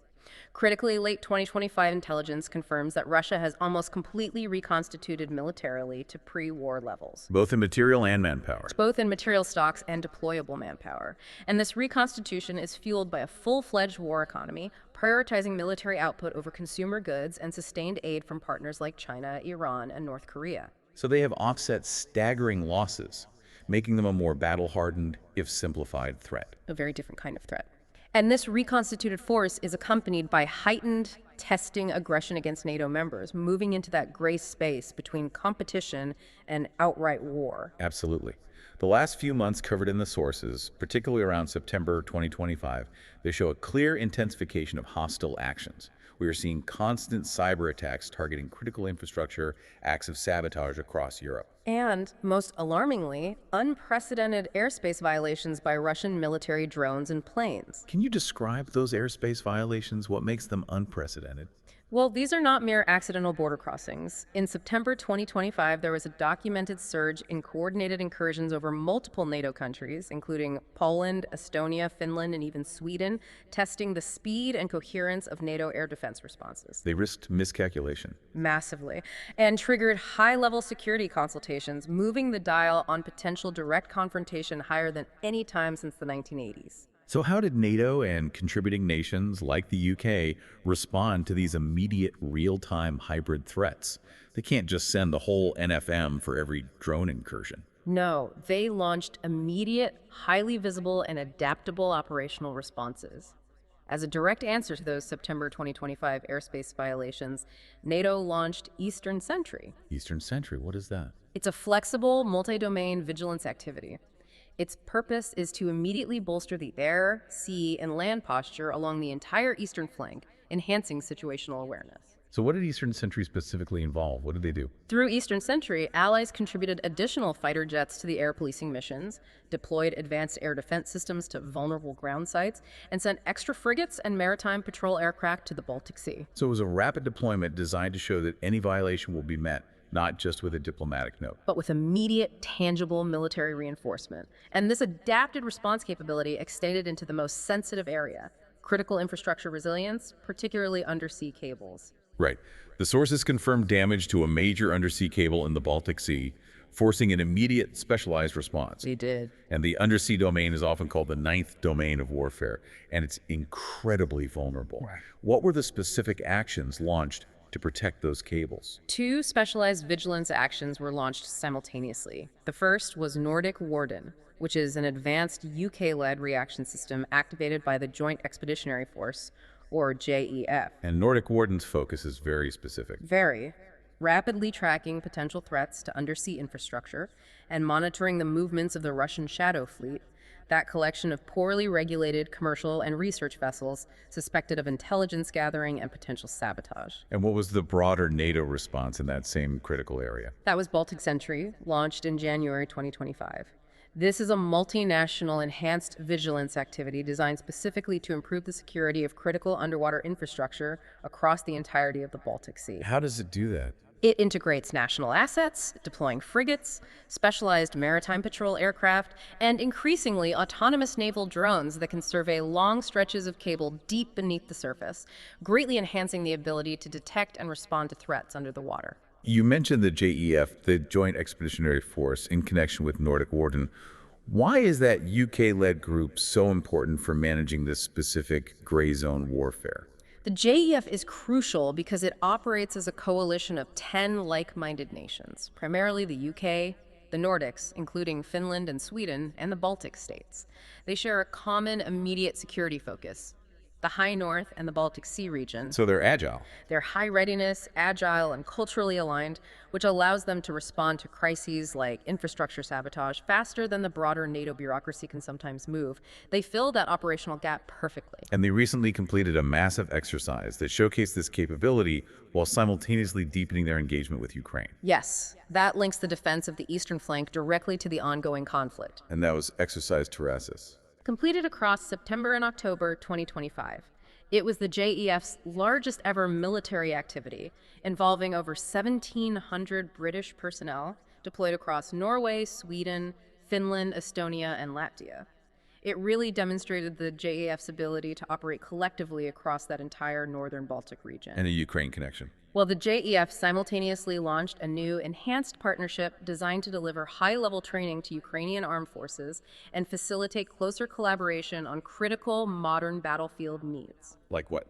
Specifically, the sources mention collaboration on drones and counter-drone methods, advanced battlefield medicine, and methods for countering disinformation campaigns.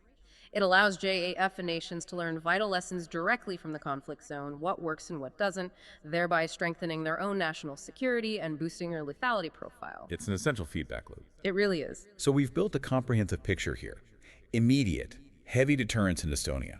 Validation of rapid reinforcement in under 48 hours. Massive alliance restructuring via the NFM and Nordic expansion.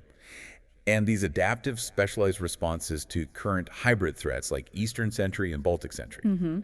This looks like NATO is executing its prepare for war to avert it strategy effectively, at least in the short term. That short-term readiness is undeniable. But the strategic analysis in our sources suggests a massive fundamental flaw remains when we look past the immediate front line and into the future. A very big but. And this is the crux of the issue.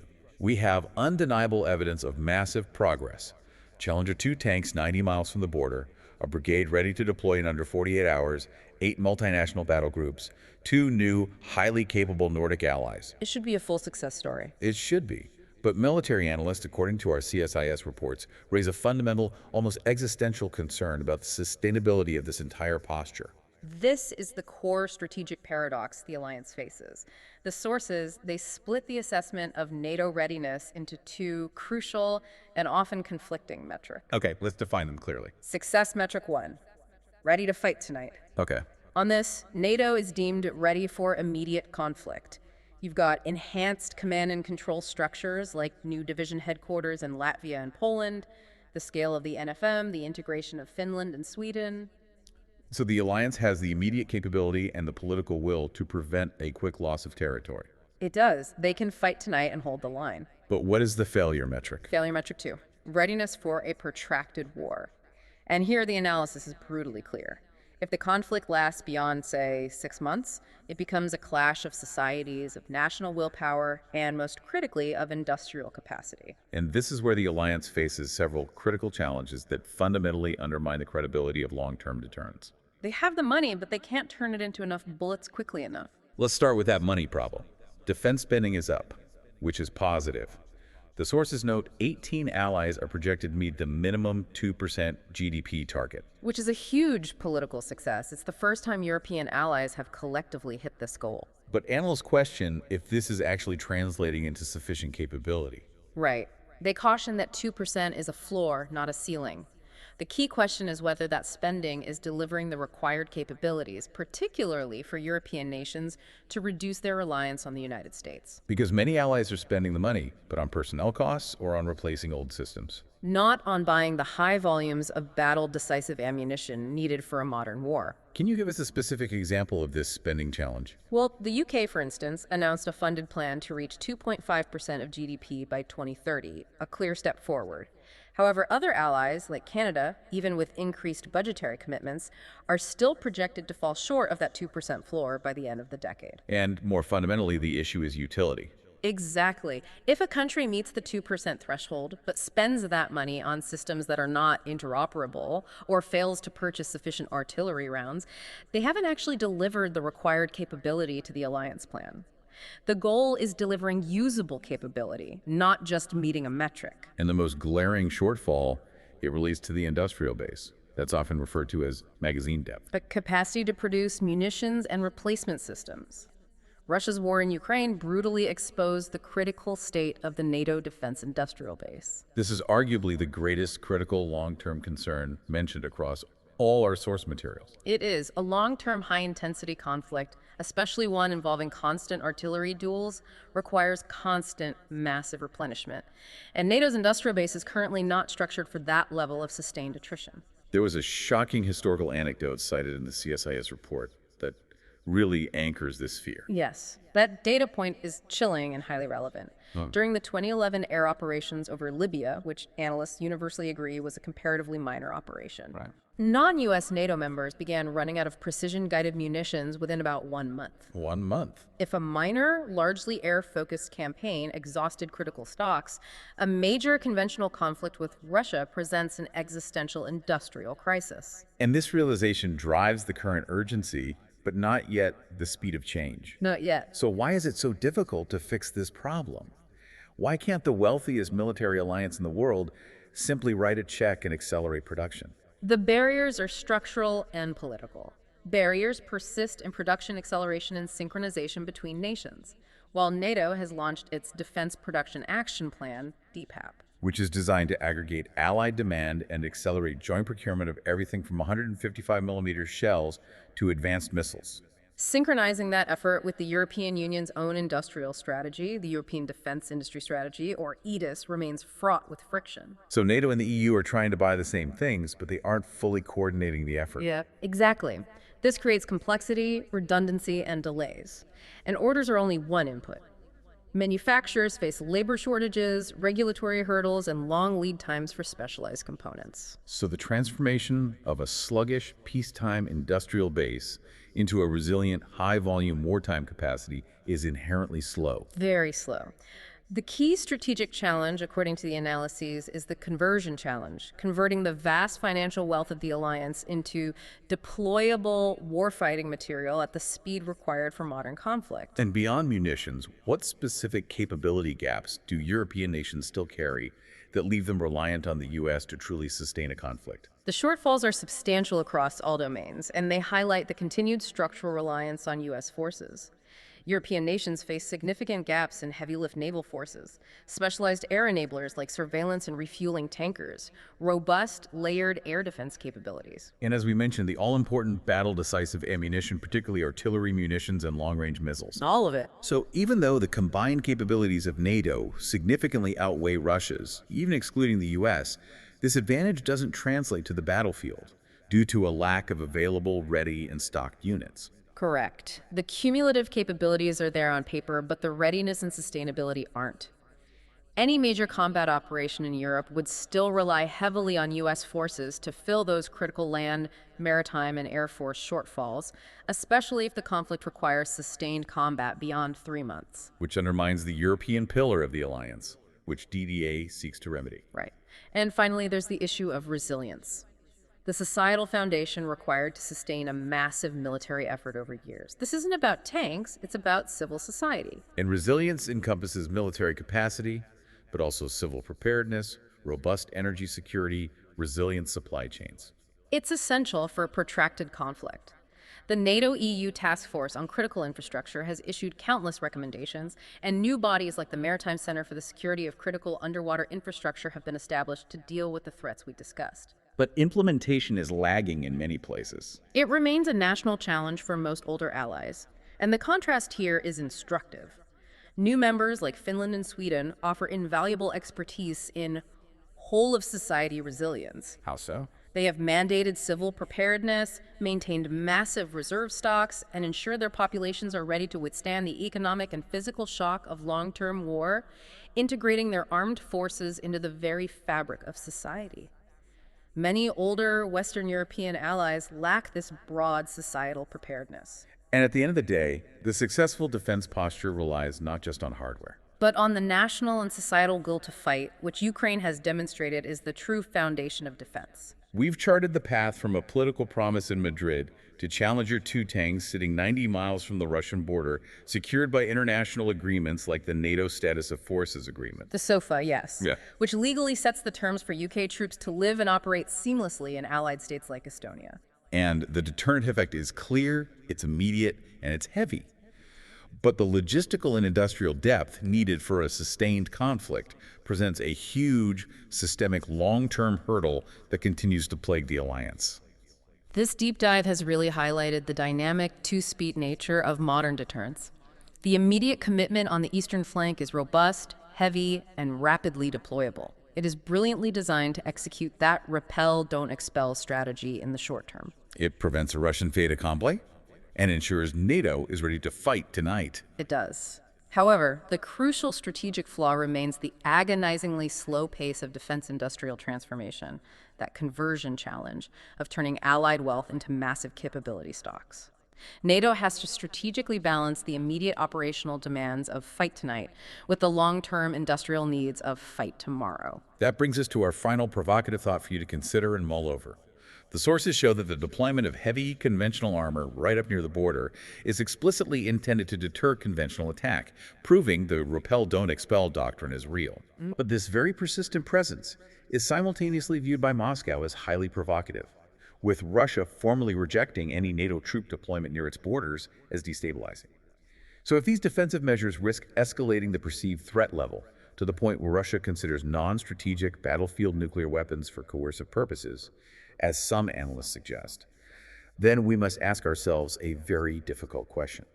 Does strengthening the conventional shield require a parallel, massive, and rapid modernization of the sword of industrial capacity to truly keep the peace? Or does increased conventional strength without that long-term industrial depth simply lead to greater instability and risk of miscalculation? The answer to that question determines whether deterrence holds. A critical assessment for every informed learner. Thank you for joining us for this deep dive. Welcome back to the Deep Dive. This is the show where we take the stack of sources you send our way, the articles, the internal reports, the research, and we really try to distill it all down to the critical insights you need to be genuinely informed. And today we're staring down a crisis that really goes right to the heart of what the word justice even means in a modern democratic society. It really does. We're looking at a national prison system that, according to the documents and reports you sent us, is, and this is a direct quote, on the brink of crashing. And that's not just a dramatic headline, right? It's a terrifying summary of the facts that are presented here. We aren't talking about, typical bureaucratic slowdowns or some minor overcrowding. No, not at all. We are looking at a core pillar of the state that is reaching a systemic failure point. The urgency is just so clear from the fact that the Director General of the prison system herself, a woman named Steenberg, felt she had to write this incredibly powerful, public open letter. Yeah, she completely bypassed the normal channels just to sound the alarm about the immediate human tragedy that's unfolding inside her own institutions. Exactly. And that letter is really the epicenter of this whole thing. It absolutely is. So our mission in this deep dive is to explore this incredibly complex crisis. We're going to focus on the shocking reality of the overcrowding, the immense human cost it's taking on both the staff and the detainees, and, the frustrating political inertia that's preventing any real solutions. Especially when those solutions are, by all accounts, rigorously supported by scientific evidence. Right. And I think we have to start with the cold, hard numbers because they just immediately illustrate the scale of this emergency. They do. They put the whole abstract idea of overcrowding into, very stark relief. Okay, so let's just lay them out. These are the core statistics, and they come directly from Director General Steenberg's alarm call. Right now, this prison system is running 2,602 prisoners over its official maximum capacity. 2,602, just let that number sink in. That's over 2,500 people for whom the physical, legal space simply does not exist. It's the size of a small town being held in addition to the official prison population. It's staggering. And I think the most visceral and immediate consequence of that failure is the number of people who are currently sleeping on the floor. They're often called the ground sleepers. And the sources confirm that number. It's 672 people right now, Yeah. forced to sleep on mattresses or sometimes just mats placed directly on the ground And the detail that really gets me is that this isn't a static problem. It's not like it's a bad number that's just holding steady. No, it's rapidly accelerating. That number, 672, it increased by 72 people in the space of a single week. Just 1 week. Unbelievable. Yeah, leading up to the release of the Director General's letter, Steenberg describes this phenomenon perfectly. She says every Monday morning, the central administration is fearfully waiting. The term she used was bang-a-whacktin'. Fearfully waiting. Just waiting to see the updated numbers, knowing with absolute dread that the count is going to climb again. It's this escalating crisis with no end in sight. And framing it as accelerating is so important because, the sources do acknowledge that ground sleepers have existed before. This isn't a brand new problem. Sure, capacity issues are not new. Right. But the current absolute number has never, in the entire history of the system, been this high. And that signals an accelerating fundamental systemic failure. It implies that recent policy decisions have just completely destabilized the system's ability to cope. And that is the core takeaway, isn't it? This isn't just a capacity issue. This is a massive public safety breakdown. Because if the state, through its own justice system, can't even hold convicted people in safe, humane, and dignified conditions, Then it actively sabotages any possibility of rehabilitation. exactly. And that sabotage directly impacts public safety the moment those individuals walk out the door. It has to. I mean, if the state is failing to fulfill the fundamental role of the justice system, which, let's be clear, includes rehabilitation and preparing people for effective reintegration, then we're basically just sending damaged, often angrier individuals back into the community without the tools or the stability they need. That is actively jeopardizing society's future safety. It's not enhancing it. Okay, so let's unpack the specifics. What drove the Director General, the person running the day-to-day operations, to take such a desperate public step? Let's look at the crisis point inside the cells. Right. Let's go inside. So we've established that this is a system that is just screaming for political attention. And that desperation, it started with Director General Steenberg's open letter. It was more than just a complaint, wasn't it? It felt like an act of last resort. Oh, absolutely. The sources make it very clear her action was driven by this profound disappointment, a sense of being, well, maybe betrayed or at the very least completely ignored. And there was a specific trigger. There was. The primary trigger was the failure to get these necessary, calculated emergency measures implemented before the holiday season, a time which everyone in the system knows is always a moment of heightened tension and strain. Because of staffing, logistics. All of it. And the failure of the political body to approve the preparations she needed just pushed her past the point of silence. So her core message, which was aimed right at the political class, was basically, when? When will the frontline personnel, the people who see the system collapse every single day and know it cannot continue, when will they finally be listened to? Yeah, and she pointed out that she and her team had done the work. They brought forward concrete operational solutions, but those solutions were just blocked or shelved indefinitely at a higher political level. And we really need to pause on the why. Why this desperation? Because the sources, they paint an absolutely shocking, visceral picture of why the staff and the detainees are at their breaking point. It's not about abstract budget numbers. This is about daily, grinding human degradation. The specific sensory details shared in these documents are just. They're necessary to grasp the reality.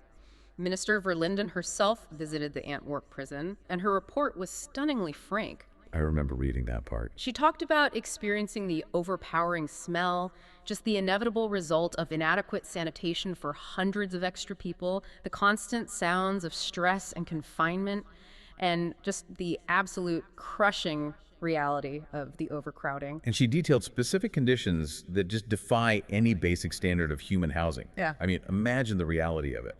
8 people crammed into a single room, designed for maybe half that, confined together for 23 hours a day with virtually nothing to do. Or the one that really stood out to me.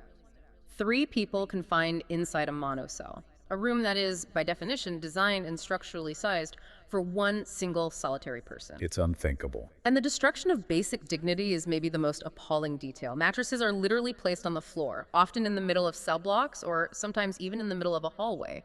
Which forces other people, detainees, even staff, to physically step over these sleeping human beings just to get to the toilet.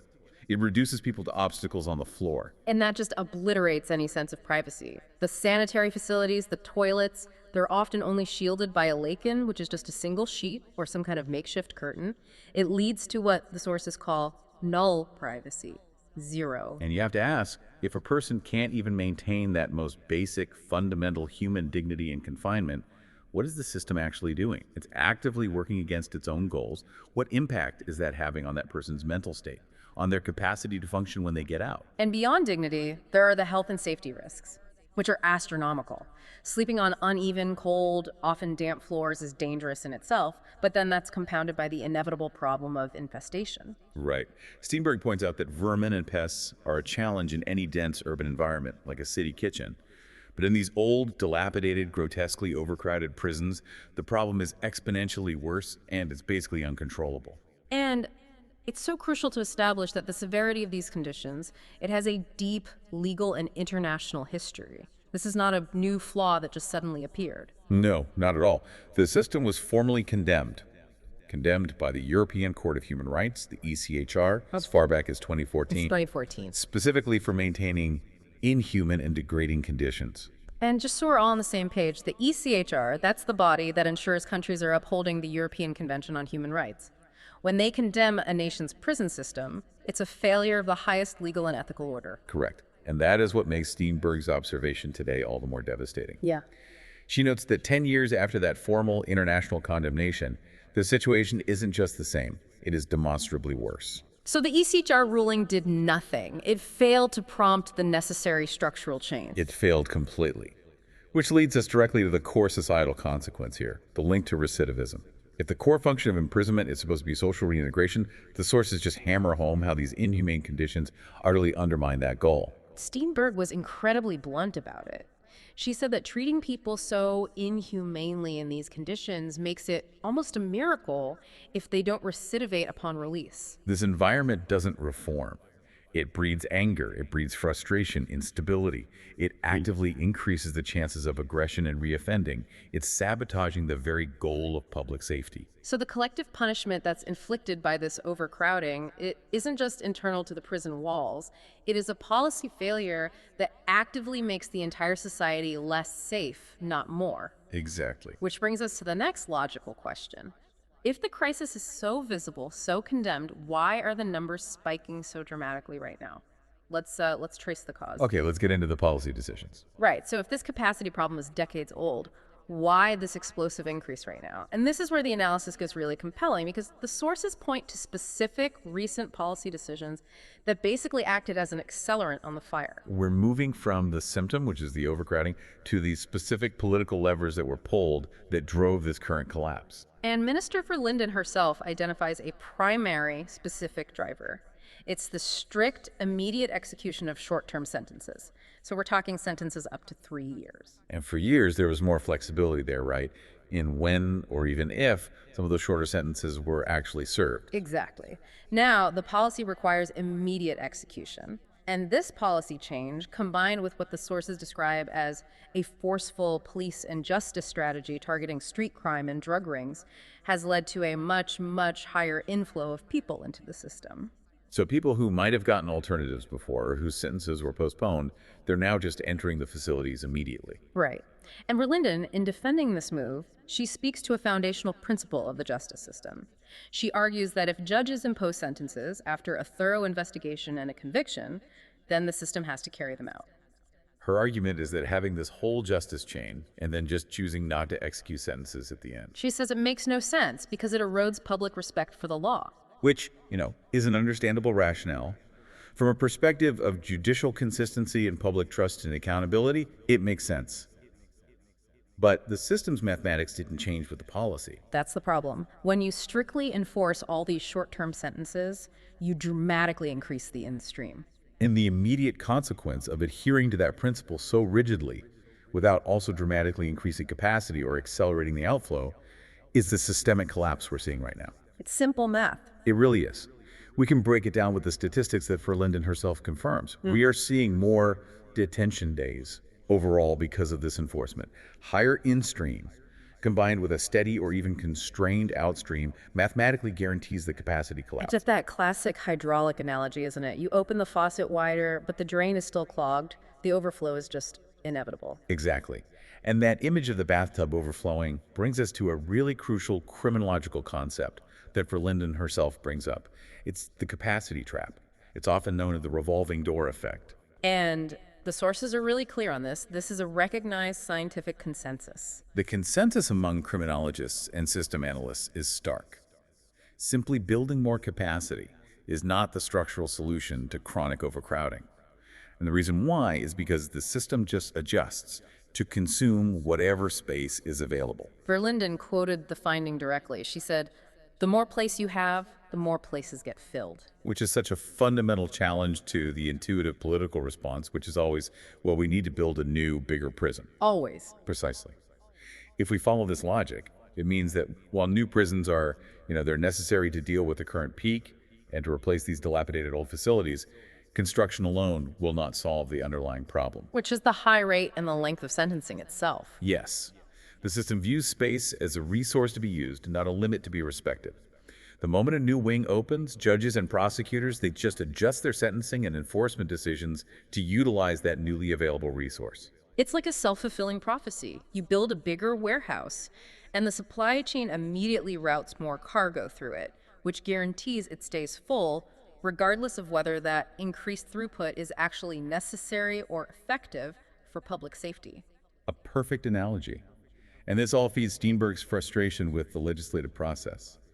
She points out that new laws, which often include tougher penalties or longer minimum sentences, are frequently introduced without any rigorous calculation of the specific impact on the prison population. She said the impact is seldom calculated. Seldom. This decades-long political tendency toward tougher, longer sentences, completely disconnected from logistical planning or criminological evidence, that is the deep structural root cause of this whole mess. So what you're saying is the political system is basically designed to respond to momentary public outrage or media narratives with tougher laws, but the people who actually have to manage the physical, logistical, and human reality of those sentences are systematically just excluded from the discussion. That's it. And the result is the current explosion of overcrowding, a massive and frankly a completely predictable failure of planning. Okay, so given that we have the Director General of the prison system and the Minister of Justice both clearly articulating the causes, the increased inflow, the capacity trap, the dangers of political rhetoric, why then is nothing changing? Which brings us to the political gridlock. Exactly. The gridlock and the immediate terrifying safety risk that people are facing right now. The frustration that's just emanating from Steenberg in these sources it's profound. It's almost despairing. She talks about this profound disappointment, saying she was just hoping for a signal from the political corner that they care. It's a plea. A plea for recognition that her system is crumbling around her. And she makes a very careful distinction here. She avoids naming the specific political figures who she feels don't care enough. Right, she said finger pointing wouldn't help. Exactly. Yeah. But the implication is crystal clear. The stalling, the failure to approve the emergency measures she calculated, it's happening at a level higher than Minister Verlinden's desk. It's likely within the core government, the coalition partners. And she emphasizes her motivation isn't just, bureaucratic complaining. She says they are constantly raising the alarm because their job isn't just to house prisoners. It's to manage inherent risk and to keep the physical human system from crashing. Which includes preventing what she calls deaths from falling. A chilling phrase. It is. It means deaths or severe injuries resulting from the physical collapse of order and safety inside the prisons. And that risk, she stresses, is not theoretical. It's not some far-off possibility. She says the risk of injury or death is real today. And it affects both sides. The detained persons who are forced into these inhumane conditions, and crucially the personnel. The staff who have to manage this increasingly volatile, overcrowded situation with completely inadequate resources. She even used this deeply unsettling comparative anecdote. She referenced a situation in Denmark where a major policy change only happened after a tragedy. A detainee died, and that death led to a profound policy shift. And her imploration to the political class is so direct and desperate. She's saying, we cannot wait that long. She is warning them that without immediate action, They are gambling with lives. Meanwhile, you have Minister Verlinden, who herself acknowledges the immense difficulty of this political debate. She confirms that concrete, calculated emergency measures have been proposed to the government cabinet. But right now, no agreement exists. Which really underscores the problem. It's not a lack of proposals. It's a lack of political consensus to actually implement them. And she describes the situation she's managing as an explosive situation that directly compromises the safety of her prison staff. I mean, she highlights the sheer irony and difficulty of it all. They have to continue to recruit people to work difficult shifts like Christmas Eve or New Year's Eve, knowing full well they're asking them to step into actively unsafe conditions because of this political inertia. And this leads to Verlinden's broader and I think crucial point about kind of collective societal delusion. She makes it so clear that overcrowded, collapsing prisons lead to unsafety, not safety, for society at large. Yes, she says, if the system collapses, dramas will occur. And she concludes that society is collectively fooling itself. The term uses collective blasgestuis. If it thinks the current inertia, driven by this political desire for toughness, is genuinely serving security. So the political costs of the status quo is paid not just in prison budgets, but in future public safety when aggressive, unrehabilitated people are released back into the community. And the fear of being seen as soft on crime is overriding the scientific and humanitarian imperative to prevent a catastrophic failure. The urgency of preventing those inevitable dramas, it forces an immediate focus on emergency short-term relief, even if those measures are politically unpopular. So let's look at the concrete capacity solutions that were proposed. What can be done right now? Yes. So we have the system at a breaking point, with over 670 people sleeping on the floor. In the short term, the government just desperately needs some breathing room to prevent the tragedies Steenberg is warning about. So what's the most significant emergency measure on the table? Minister Verlinden outlined a major and politically very contentious proposal. It's extending the criteria for early release, or Vrieger in Vrijheidsstelling. The proposal suggests potentially allowing some detainees with sentences up to 10 years to be released up to a year earlier than their scheduled date of conditional release. Wow. Okay, that is a significant policy lever to pull, especially in a politically sensitive climate. It immediately sounds like the government is just choosing to release dangerous people to solve a capacity problem. It does, and that's the political challenge. So what's the immediate calculated necessity for such a drastic measure? Well, it serves three critical short-term functions. First and foremost, it's seen as the only way to substantially reduce the number of those 672 ground sleepers immediately and safely. Okay, so it's a direct response to the most acute symptom. Exactly. Second, the system needs to create capacity for high-priority arrests. Think drug criminals, organized crime figures, the very people who are part of that forceful police strategy the minister supports. The system has to honor a judge's conviction immediately for those kinds of cases. I see. And what's the third function? There's a massive backlog of people who have already been convicted and are just waiting to even start serving their sentences. No, you're kidding. No. Some individuals, convicted and sentenced, have been waiting since last year, the source cited October 2024, for the prison system to find a spot for them. The system is so full it can't even process its own backlog of existing convictions. So, ironically, the very principle of strict sentence execution that Verlinden upholds is being undermined because the lack of capacity prevents the execution of sentences for people who are already convicted and waiting. Precisely. This emergency early release measure is calculated, according to Verlinden, to provide a sufficiently substantial measure of relief just to regain control over the operational environment. It's an unavoidable triage action. It's required to make space for the mandated incoming population. But Steenberg, the Director General, she introduces an incredibly important nuance to this concept of early release that I think we as listeners really have to grasp because it reframes the whole public perception of impunity. This is a critical point. Yeah, because when the public hears a year too early, it just assumes leniency for dangerous individuals. Yeah. But what's the operational reality? Steenberg clarifies that this terminology, a year too early, is profoundly misleading. These detainees must already have passed their conditional release date. They're not being released because they're suddenly deemed safe a year ahead of schedule. Wait, so they're already eligible for conditional release? Yes. They have often remained detained beyond the legal conditional release threshold because there is, and this is her quote, no offer of guidance in society waiting for them. So, if I'm following this correctly, they're being held beyond the point The system itself determined was the appropriate minimum detention because the state has failed to provide a safety net for their reentry. That is the staggering implication. They stay inside because the funding for reintegration pathways, things like finding stable housing, securing a job, accessing mental health and addiction support, it's just absent. They face discrimination finding work or housing. Right, because the budget for social assistance and proper guidance in the community is chronically insufficient. This means the final half year, or sometimes even longer, of their detention is serving no constructive rehabilitative purpose at all. It is just expensive, debilitating warehousing. Exactly. Steenberg argues that if that societal support is absent, the detention stops being rehabilitative, and it just costs the state more money while increasing the detainees' aggression and their subsequent risk of recidivism. The true investment needed is in the exit plan, not in extending expensive, inhumane detention time. But this emergency measure is strictly short-term triage. What's the bigger overall strategic approach to capacity? Verlinden does outline a multi-tiered plan, right? She recognizes new buildings are part of the answer, but not the whole answer. She does. She organizes the strategy into 3 horizons. The short term is focused purely on immediate stabilization, implementing that emergency early release, keeping old, outdated prisons open that might otherwise have been decommissioned, and trying to renovate vandalized cells as quickly as possible to regain every single square meter of capacity. Okay, that's the immediate firefighting and the medium-term approach. That shifts the focus to more agile, smaller-scale infrastructure. This includes opening more detention houses, smaller, more flexible units designed for certain types of detainees, and installing modular units on existing prison sites.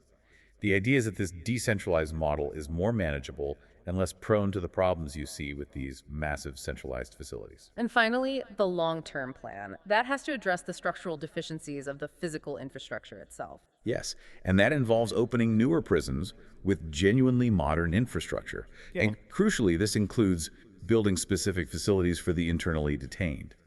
These are people with severe mental health issues or psychiatric needs who are currently trapped in the standard prison system, but require specialized medical and psychological care, not just incarceration. So it's an acknowledgement that the prison system has become a kind of default warehouse for social problems it is completely ill-equipped to handle. That's it, exactly. Yeah. The strategy is smarter capacity coupled with intelligent outflow and management. And that strategic intelligence brings us to the core criminological consensus on structural reform, the ultimate fix. All right, let's move to that ultimate structural goal.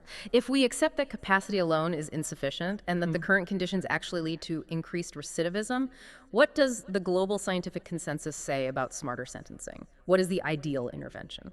Steenberg is completely unambiguous on this point. She stresses that all the scientific research and every credible criminologist in the field, they all agree on 3 interconnected principles. Sentences must be structurally shorter.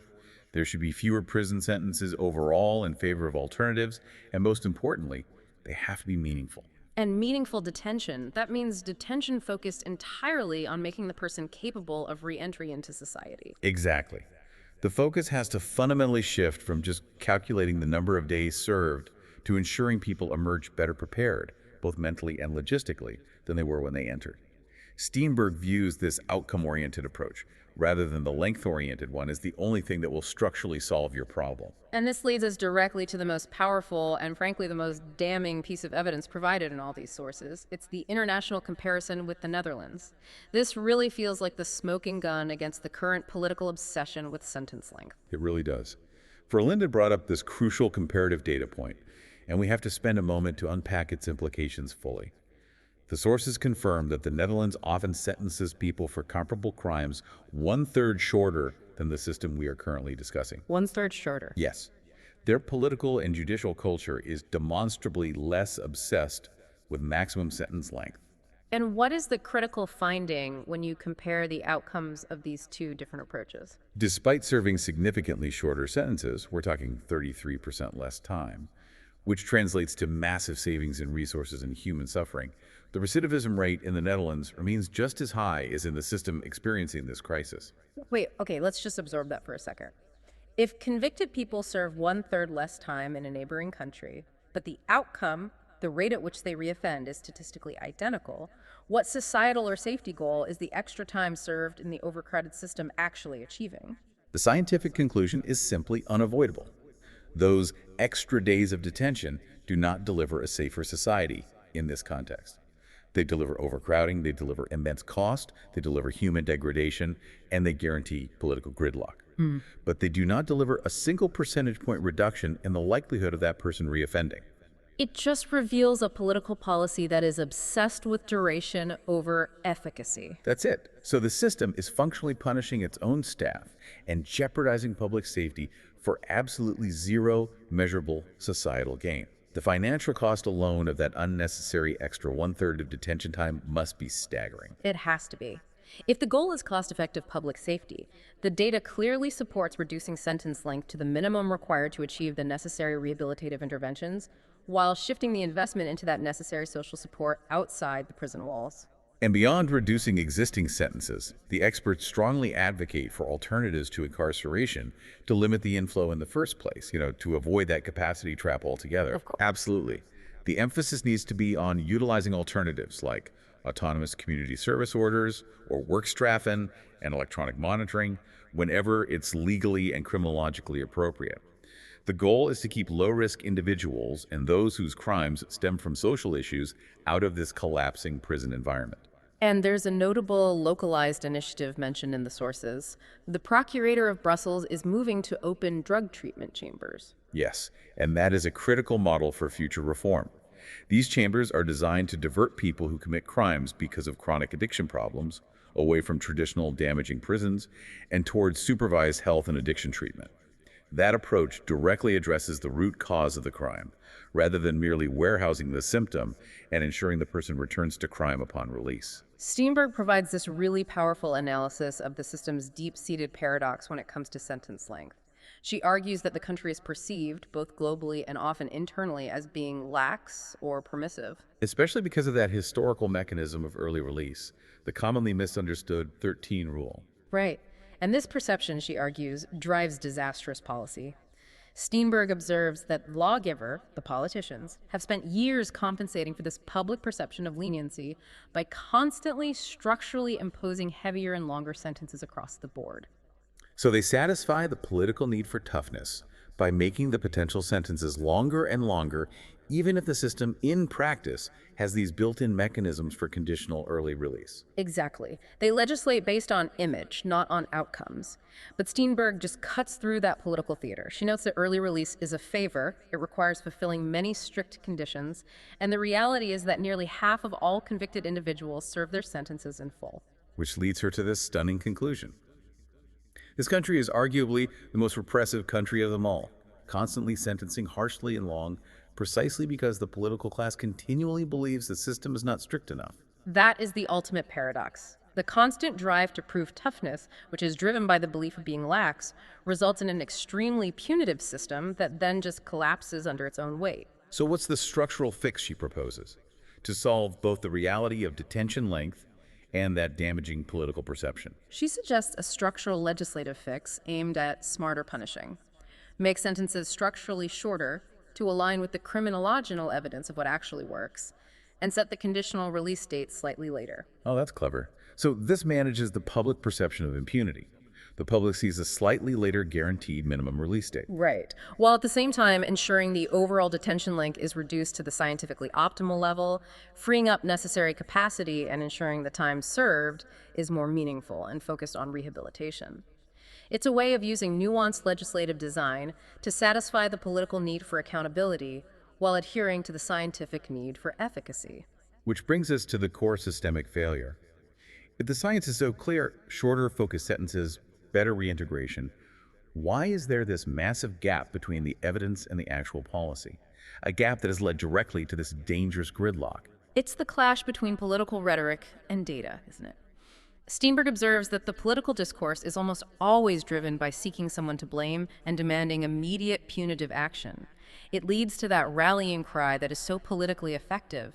It must be tougher, it must be longer, it must be more decisive. And it feeds directly into that deep-seated, persistent public belief that the system is fundamentally lax, even when all the evidence proves the opposite. It is far easier politically to demand a longer sentence than it is to stand up and demand €1 billion for social assistance programs for ex-detainees. Minister Verlinden points directly to the problem of public communication and the media framing that constantly reinforces this punitive demand. She notes that when the press describes justice responses to youth crime as sending them to a sort of pony camp, it severely erodes public trust in the entire concept of nuanced, rehabilitative justice. And that erosion of trust ensures that any move toward scientifically backed reforms like shorter sentences or diversion programs is politically lethal. Exactly. Verlinden stresses that focusing only on locking them up, even in cases involving minors, where restorative or rehabilitative justice is often most effective, is fundamentally misleading the public. And critically, she says it only creates more unsafety. The nuance of rehabilitation, despite being backed by decades of criminological research, is continuously just drowned out by the simplicity of politically resonant slogans that demand maximum severity. And underlying all of this gridlock is the inevitable budgetary battle. Modernizing the system, ensuring safe conditions, funding those necessary social assistance. It all requires a massive injection of funds, which itself faces fierce political opposition. Verlinden requested a substantial sum of €1 billion for justice modernization, which immediately faced resistance. The sources cite figures like George Louis Boucher, who publicly suggested that the minister needed to demonstrate cuts internally and rationalize existing assets before demanding new, large funds. The classic find the money yourself first argument. Exactly. And what is the minister's defense against that specific budgetary resistance, which demands internal efficiency before external investment? Well, she defends her approach by confirming that they are actively rationalizing and digitalizing processes. She gives this compelling statistic. Belgium currently maintains 220 court buildings, compared to only 40 in the comparably sized Netherlands. Wow, 120. Yeah.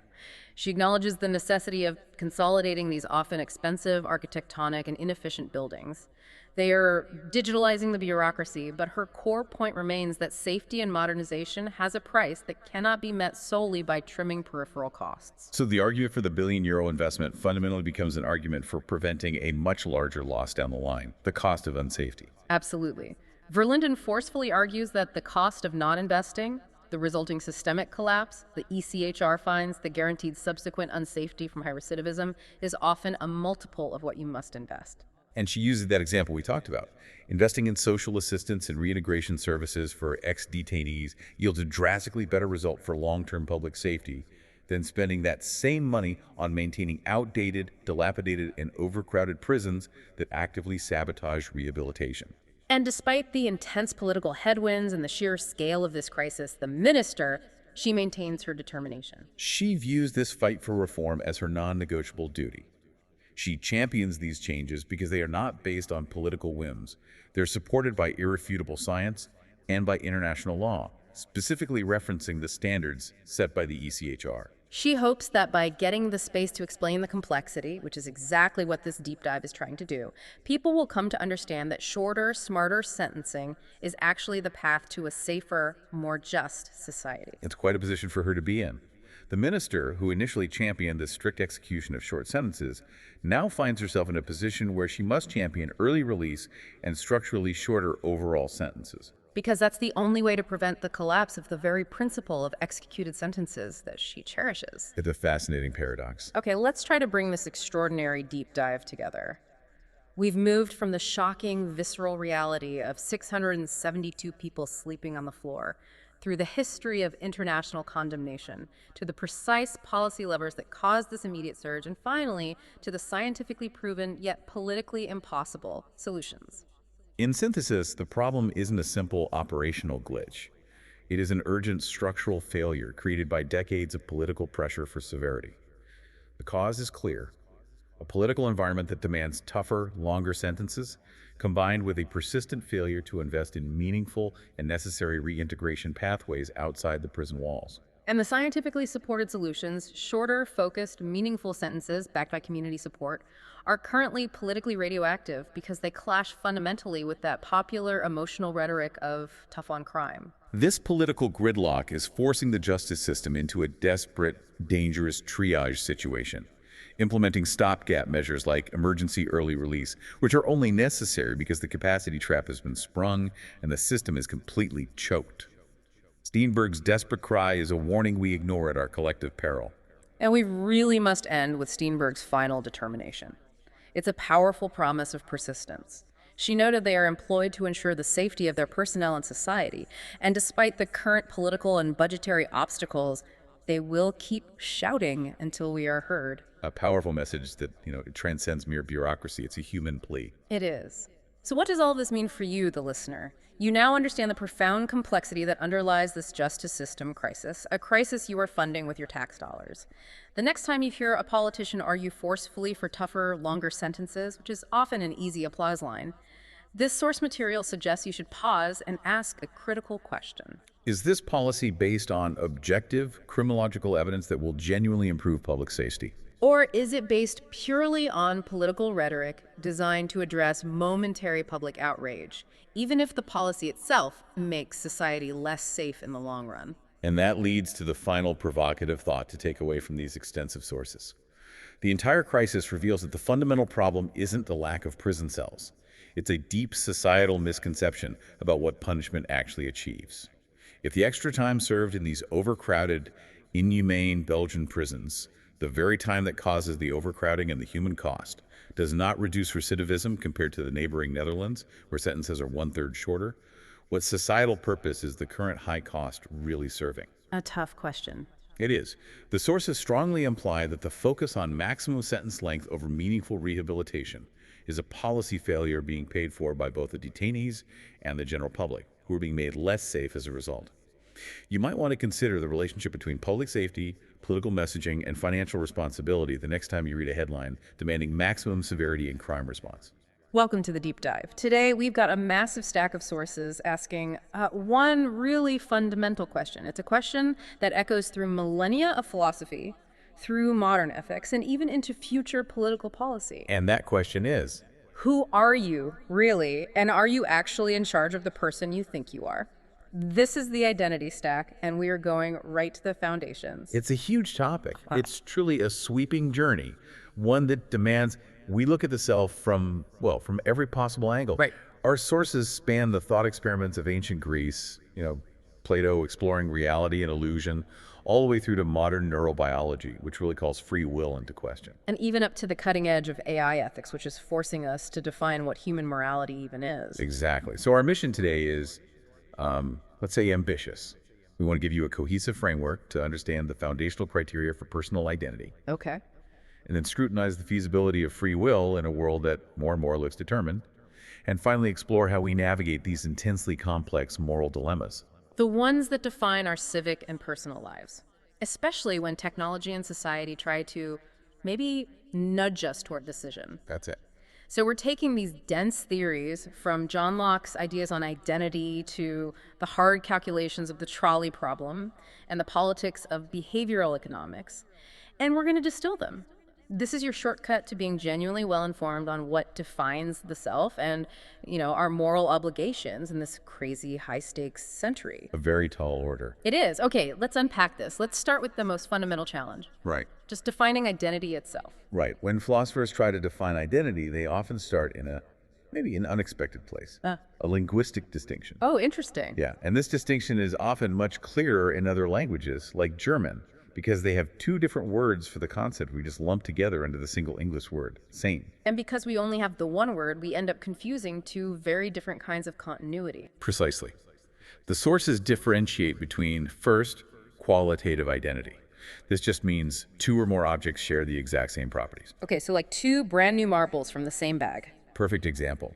If you have two marbles fresh from the factory, they are qualitatively the same. Die gleiche Murmel in German. They're equal in color, shape, size, all of it. They look and feel exactly alike, but, and this is the key part, they are two distinct objects. They occupy two different points in space. Exactly. In contrast, you have numerical identity. This is the state of being one and the self-same object across time. Dieselbe Murmel, The very same one. the very same one. And this distinction is where all the philosophical problems of persistence begin, because it lets us ask, can an object change all its properties yet remain numerically the same object? And this is where the classic paradoxes come in and just completely undermine our intuitive sense of what identity is. Yep. The classic case has to be the Ship of Theseus. So the ship sets sail, And over decades, every single plank, every mast, every nail is replaced piece by piece because of rot and damage. And when that last original piece is finally removed, is it still the Ship of Theseus? And our intuition, most of the time, screams yes. It does, because the ship's history and its form seem to persist, even if the matter is all new.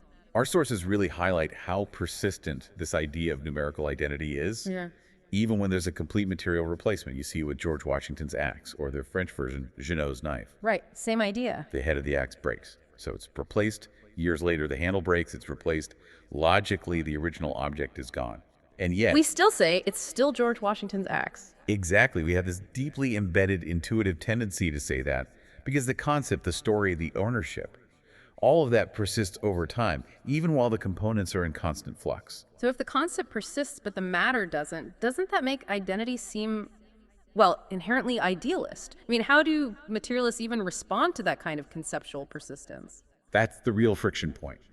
And to resolve it, some theorists have developed a concept that tries to bridge the material and the temporal.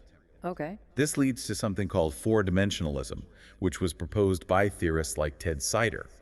This theory suggests that objects aren't just three-dimensional things that exist fully at one point in time, but rather they extend across time as four-dimensional causal series.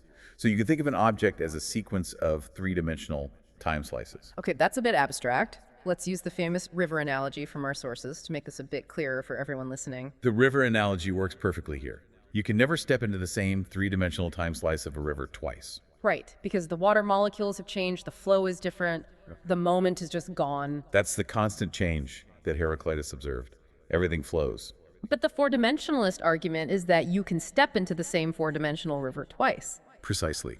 The river, as a four-dimensional object, remains numerically identical to itself across time. It's a single entity composed of this continuous causal sequence of time slices. It's an attempt to solve the paradox by acknowledging the constant material change, the 3D slices, within a continuous self-same 4D existence. Okay, so this works for ships and rivers, but when we turn this lens on human beings, the stakes get so much higher. If an axe can change every single component and still be the same axe, how much can I change physically, mentally, morally, and still be me? And that question forces the focus to shift entirely, away from the physical body and towards the persistence of the mind. Which brings us to John Locke. Absolutely. The foundation for the modern discussion on personal identity really lies with John Locke. Locke famously argued that personal identity requires a psychological criterion. For him, the key component was memory. Right, memory was a sufficient condition. A sufficient condition for being the same person. So if I remember stealing a candy bar 30 years ago, I am, without a doubt, the person who stole that candy bar. But this runs into that problem of forgetfulness you mentioned. If I forget what I said 5 minutes ago, am I suddenly a different person? Exactly. That creates a logical contradiction. Identity would be constantly collapsing and reforming itself. Yeah.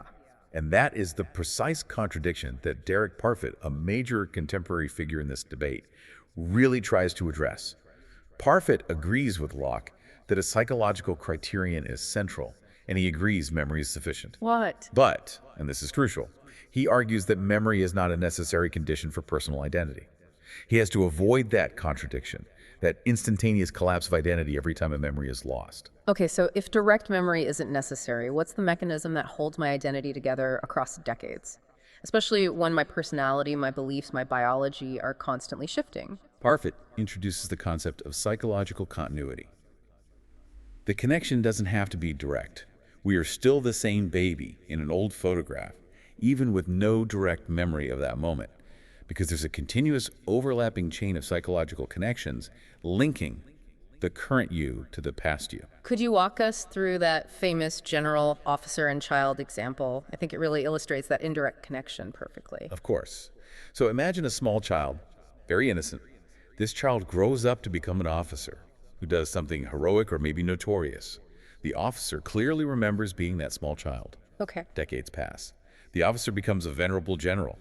The general remembers the great act he committed as an officer, but he has completely forgotten his childhood. So if identity required direct memory, the general would not be the same person as the child. Exactly. But the officer links them. The officer creates that vital psychological connection. He remembers being the child, and the general remembers being the officer. It's an overlap.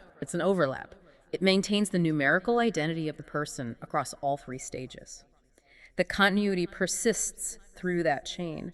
And the sources also emphasize this isn't just about memory. It also involves persistent psychological states, things like stable virtues, long-held desires, fundamental intentions. That's the material that makes us us. Parfit's refinement is really elegant, but it still rests on this basic premise that a continuous self exists. But now we get to the really interesting part, the skeptics who say the self isn't a continuous discoverable thing at all. And we have to start with the ARP skeptic, David Hume. Right. Hume was an empiricist, which means for him, all knowledge comes purely from experience and observation through the senses.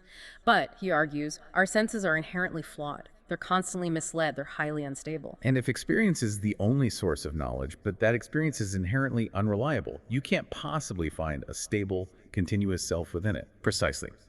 Hume looked for this persistent self through introspection. He looked inward, and all he found was a fleeting collection of perceptions. Heat, cold, love, hate, pain, colors.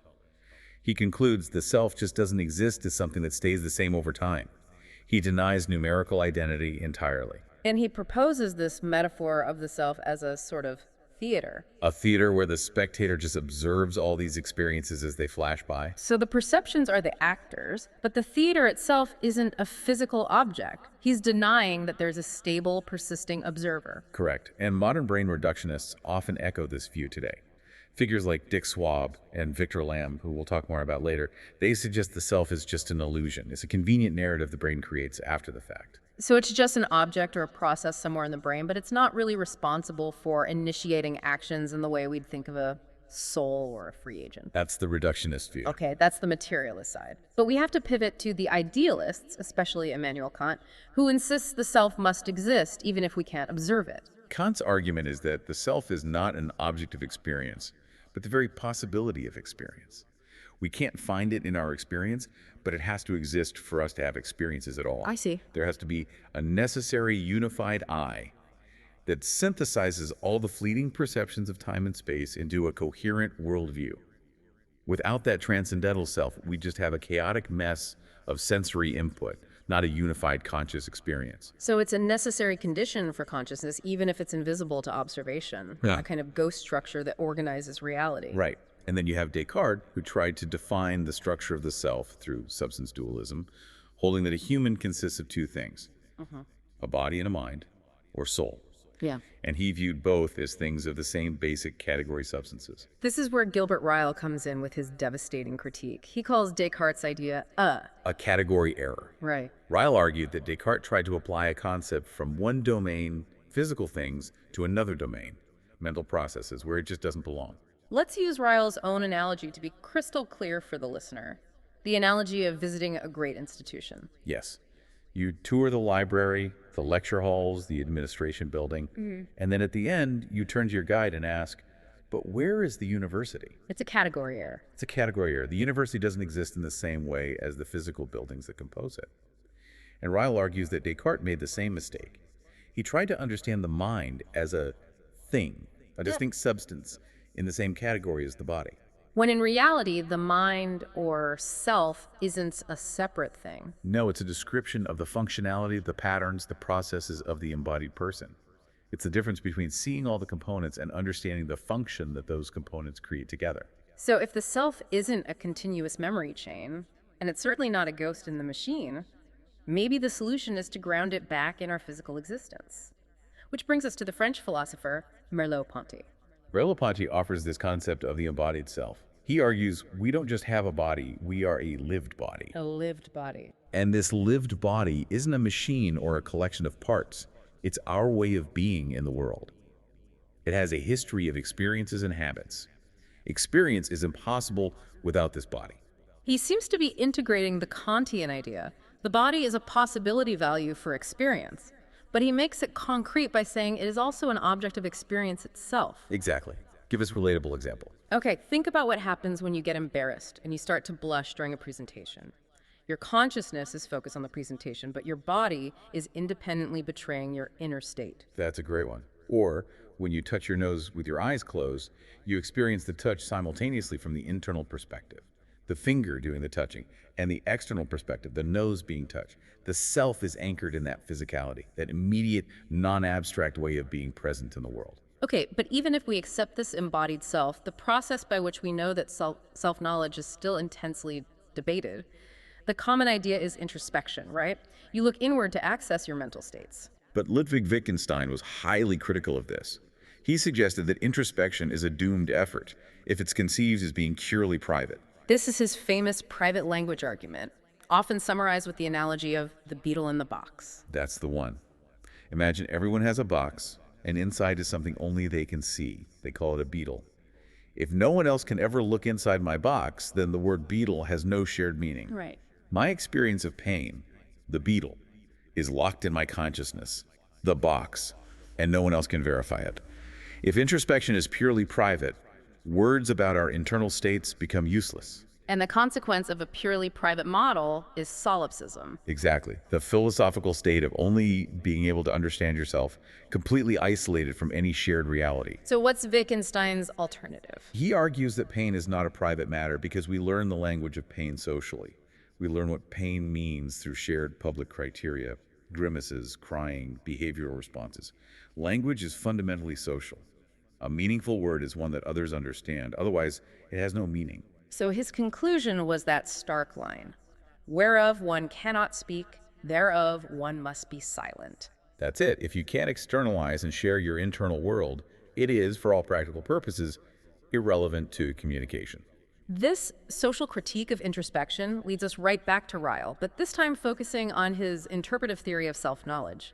Ryle rejects that idea of direct internal access to our mental states. That's right. He suggests that self-knowledge is fundamentally a matter of interpretation, not direct observation. We don't just look in and read a clear intent off a mental screen.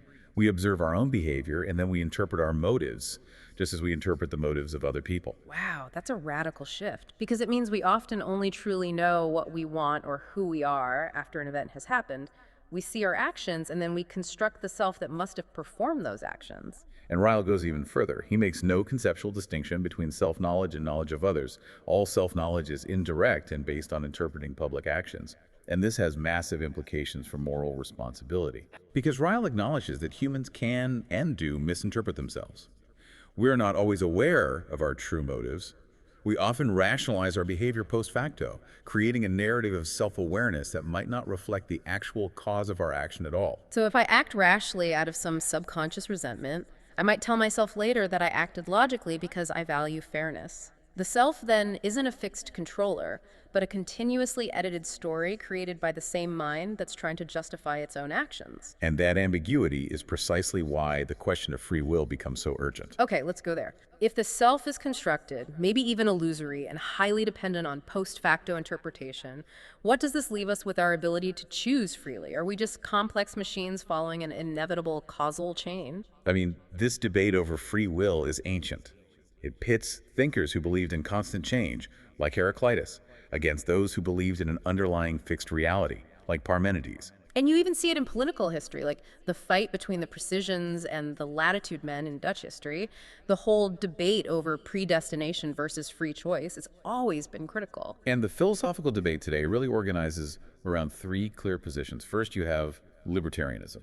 This says our will is not totally determined, so it's at least limitedly free. We have a genuine uncaused capacity to choose alternatives. Right.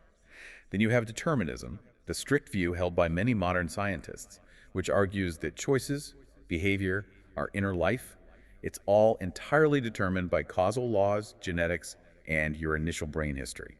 And finally, the attempt to bridge the gap, compatibilism, which states that free will is actually compatible with determinism. You can hold a deterministic view of the universe while still maintaining a meaningful concept of human freedom. So let's start with the big challenge to free will from neuroscience, which is really spearheaded by figures like Dick Swab and Victor Lamb. Yes. They argue that the concept of free will is an illusion, or maybe just a feeling we create. And this challenge is largely based on experiments, particularly the pioneering work of Benjamin Libet back in the 1980s. Libet's experiments, right.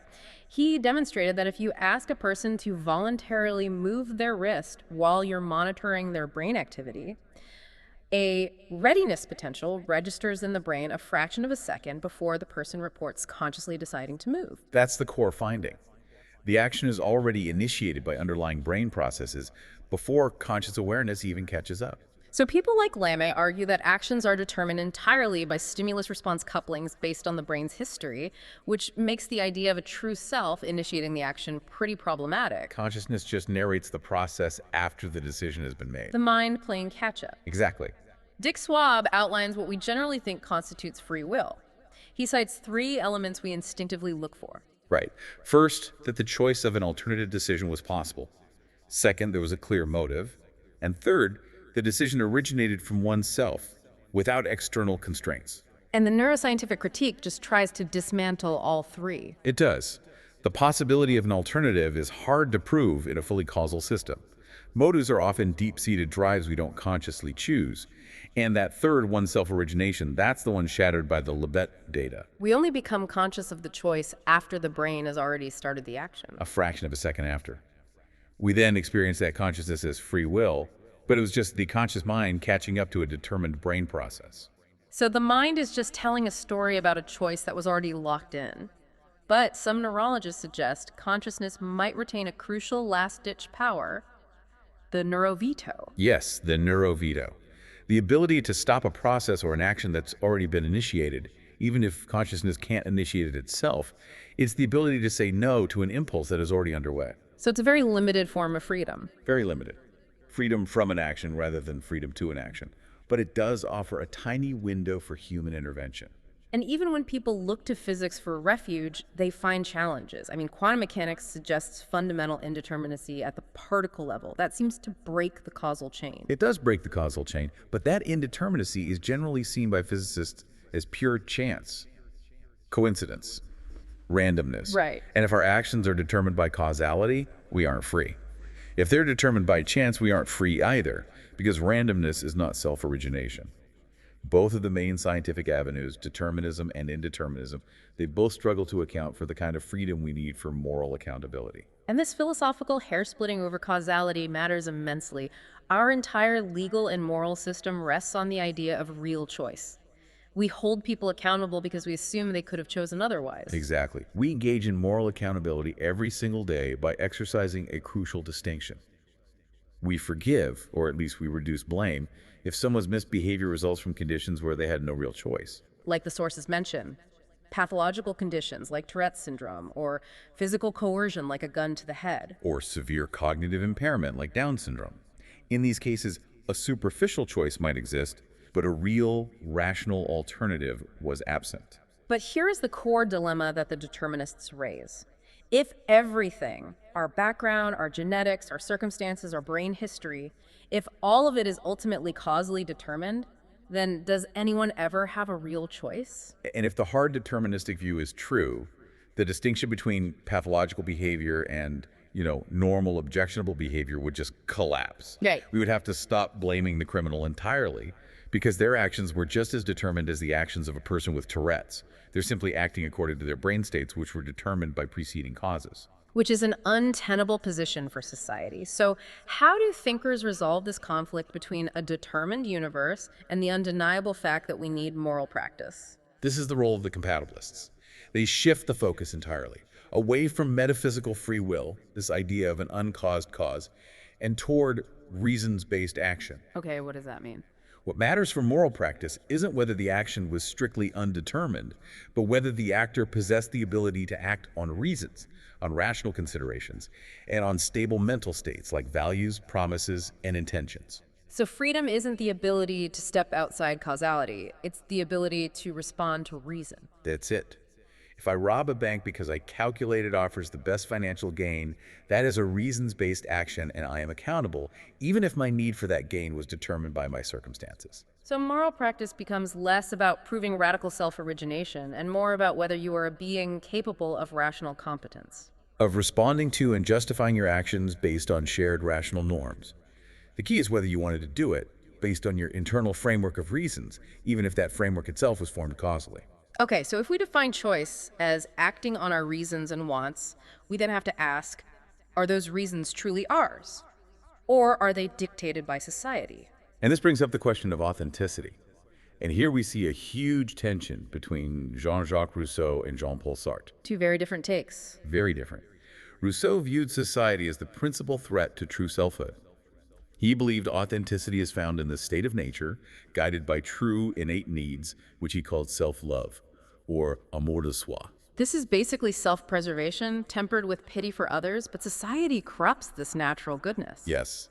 When we enter society, we develop own love, amour propre, which is pride, vanity, the constant need for comparison and social status. This desire for status alienates us from our true nature. And Rousseau's solution was kind of paradoxical. It was. Laws that support the general will actually force people to be free and allow them to be their best authentic selves within a communal structure. Sartre, on the other hand, just rejects this whole idea of a pre-existing true self found in nature. For him, existence precedes essence. That is the radical opposite view. Sartre argues we are born without a defined purpose or nature. Authenticity is not threatened by society because there is no true self to discover. Instead, we are radically free and must create ourselves through action. And authenticity requires making these radical choices with sincerity and accepting full responsibility for them. Absolutely. To try and hide behind natural needs or human nature is what Sartre called bad faith, a self-deception that avoids the terrifying weight of radical freedom. You're condemned to be free. And this tension, whether society liberates or constrains, brings us to the political level, specifically John Stuart Mill's defense of individual liberty on liberty.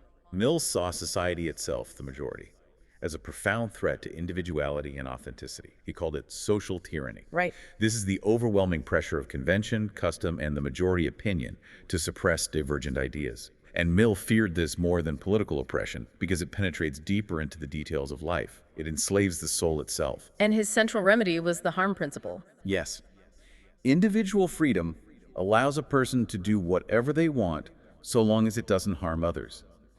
This is a very high bar for intervention. It is. The government's role, therefore, is severely restricted. It's just to prevent actual crime and external accidents. For instance, Mill would allow paternalistic intervention in a situation where the individual is clearly not acting on their will, like physically stopping someone who is about to walk over an unseen broken bridge. Because that action wasn't their intent. Intervention actually preserves their autonomy. Exactly. But crucially, Mill strongly allowed self-harm as long as it harmed nobody else. The government cannot intervene in your decisions about your own life, health, or habits, even if they're destructive. It does have a duty to inform citizens about what constitutes a good life, but that's it. And he argued that divergent, eccentric opinions are essential because they prevent stagnation and often contain partial truths necessary for the flourishing of society. Okay, so understanding the self and freedom is foundational. But the actual work of being a moral agent happens when we have to act, often facing these intense moral dilemmas. Before we get into frameworks, what exactly defines a dilemma? A true moral dilemma isn't just a difficult choice. It's a choice between two or more incompatible options, all of which seem defensible or contain high value. Our sources give three key characteristics. Okay. First, a price must be paid. This means values or interests conflict, and some loss is inevitable. Second, incompatibility, meaning the options exclude each other, you can't have both. And third, pluralism. Pluralism. Which reflects a reasonable difference of insight, meaning intelligent people can legitimately disagree about the best course of action. And when you're faced with this high-pressure incompatibility, how do you structure a compelling moral argument that moves beyond just a gut feeling? The argumentation has to center on a prescriptive or evaluative statement, a claim about what should be done or what is good or bad.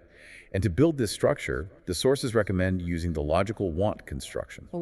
You state your stance, and then you justify it using orders of argument. Stance, because first-order argument related to the stakeholders, because second-order argument providing the foundational support for the first. So if I argue that a company should prioritize environmental standards over immediate profit, the first-order argument is protecting the habitat, which is a stakeholder value. Right. And the second-order argument is that a healthy environment is a prerequisite for human life and therefore a universal good, the foundational support. Exactly. And a crucial insight here for practical ethics is that the most convincing arguments often refer to the general interest or public good, demonstrating that the choice benefits society broadly gives the argument much greater ethical weight. And when analyzing these tough choices, two classical ethical frameworks always guide the discussion, and often they create the tension itself. Yes, we rely heavily on deontology and consequentialism. Deontology, or principle ethics, focuses strictly on the ethical principle, or duty, that must be obeyed, regardless of the outcome. The act itself is what matters. Let's apply the intern example from the sources. If you're supervising an intern who's very uncertain but makes a lot of mistakes, deontology would mandate being honest about all the errors, detailing every single one. Right, because the universal principle of honesty and transparency is paramount. Even if this honesty destroys the intern's confidence, the deontologist has fulfilled their duty. In contrast, consequentialism or outcome ethics focuses entirely on the results. On the consequences of the action. The morally right choice is the one that maximizes the greatest good for the greatest number. So applying this to the intern, a consequentialist might praise the intern's good points and downplay the mistakes to build confidence and maximize the long-term result, a competent employee. The principle is secondary to the outcome. The trolley problem is probably the most famous way philosophers force us to pit these two frameworks against each other. Yes. A runaway trolley is heading toward 5 people tied to the track. Right. You are standing next to a lever that will divert the trolley onto a side track where only one person is tied. And it's crucial to remember the sources state that the purpose of this thought experiment is not to find a single correct answer. Right. It's a tool for moral anatomy.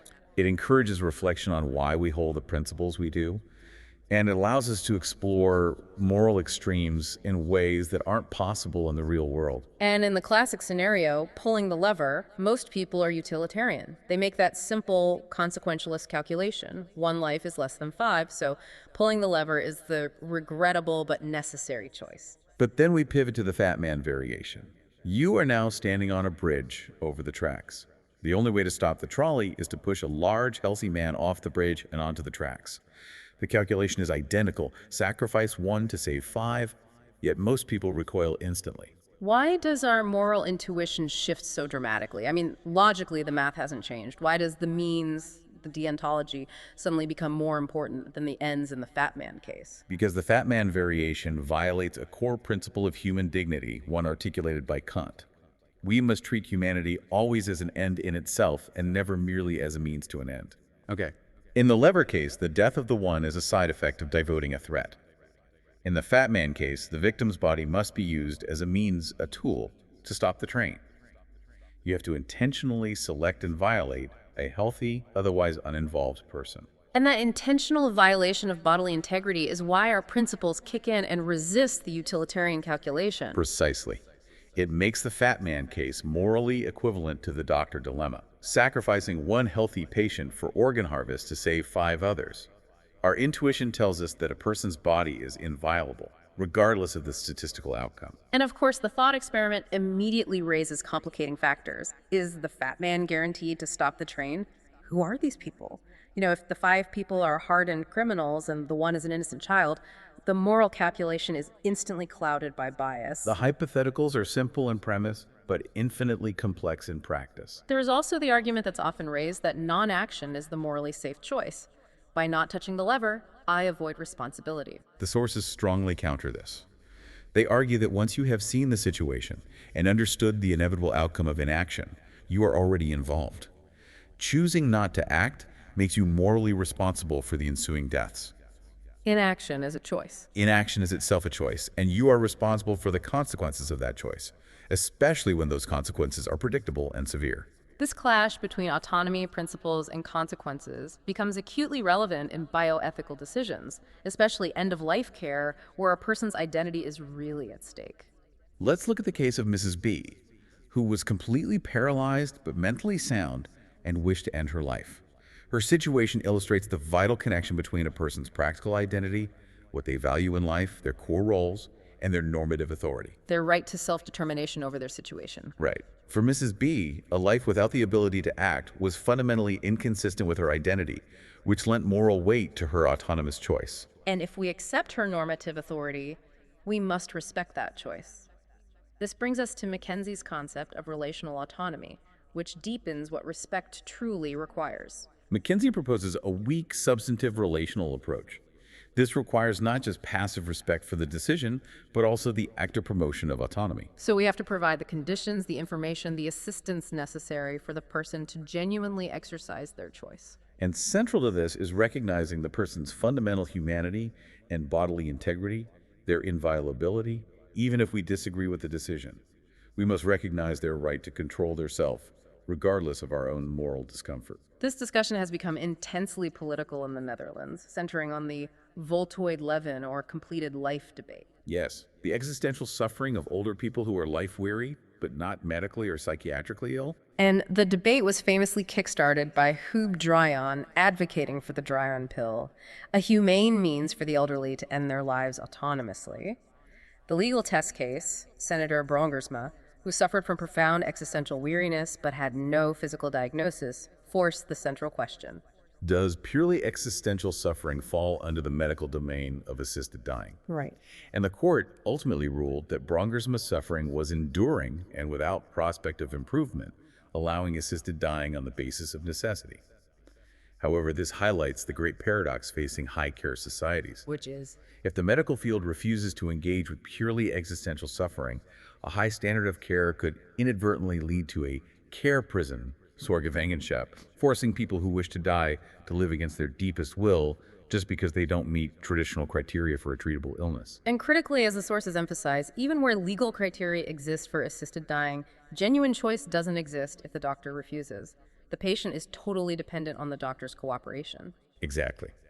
The proposal for a life-end clinic aims to solve this dependency issue, offering services outside the traditional doctor-patient relationship for those who meet the legal criteria, thereby ensuring dependence doesn't nullify a person's normative authority over their own life and death. Okay, let's transition from intense personal autonomy to the role of the state. If behavioral economics and neuroscience tell us that human choice is often irrational, driven by unconscious bias or determined processes, how much control should government exercise over individual decision-making? This is the realm of nudge paternalism, a highly influential policy approach. It suggests using small, strategic behavioral nudges to guide individuals toward outcomes that maximize their own well-being. Like making retirement savings opt out rather than opt in. That's the classic example. The genius of the nudge, according to its proponents, is that it maximizes positive freedom, offering greater possibilities for wealth, health, while respecting negative freedom. Not forcing the choice. Right. The individual always retains the ultimate freedom to opt out, but the system is designed around proven human biases. And the need for these nudges comes directly from behavioral economics, which confirms how often people act irrationally. One key finding is the certainty bias. Yes. People tend to give disproportionate weight to certainty over abstract freedom. They prefer a fixed, predictable job over the higher risk of self-employment, or a safe, low-yield savings account over a risky investment. The known quantity is always weighted heavier. This has significant policy implications for politicians.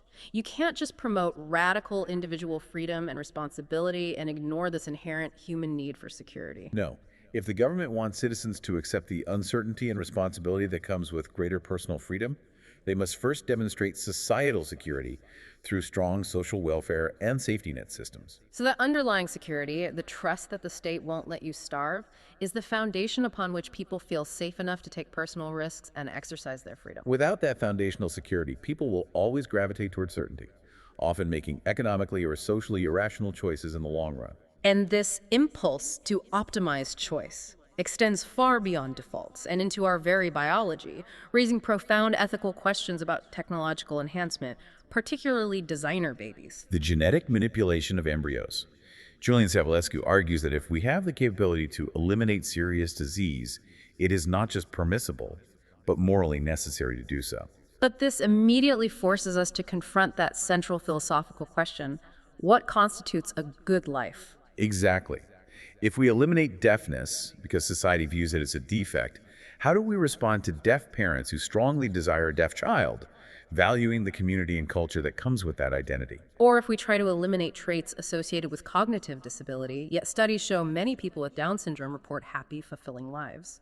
This pushes us into dangerous territory. Yeah. Are we eliminating traits that only the currently dominant class disfavors? Which leads us to Alan Buchanan's discussion of the ethical relevance of human nature, the true underlying self of humanity. Buchanan examines normative essentialism, the idea that moral behavior can be logically derived from the characteristics of human nature, like the capacity to reason or to feel empathy.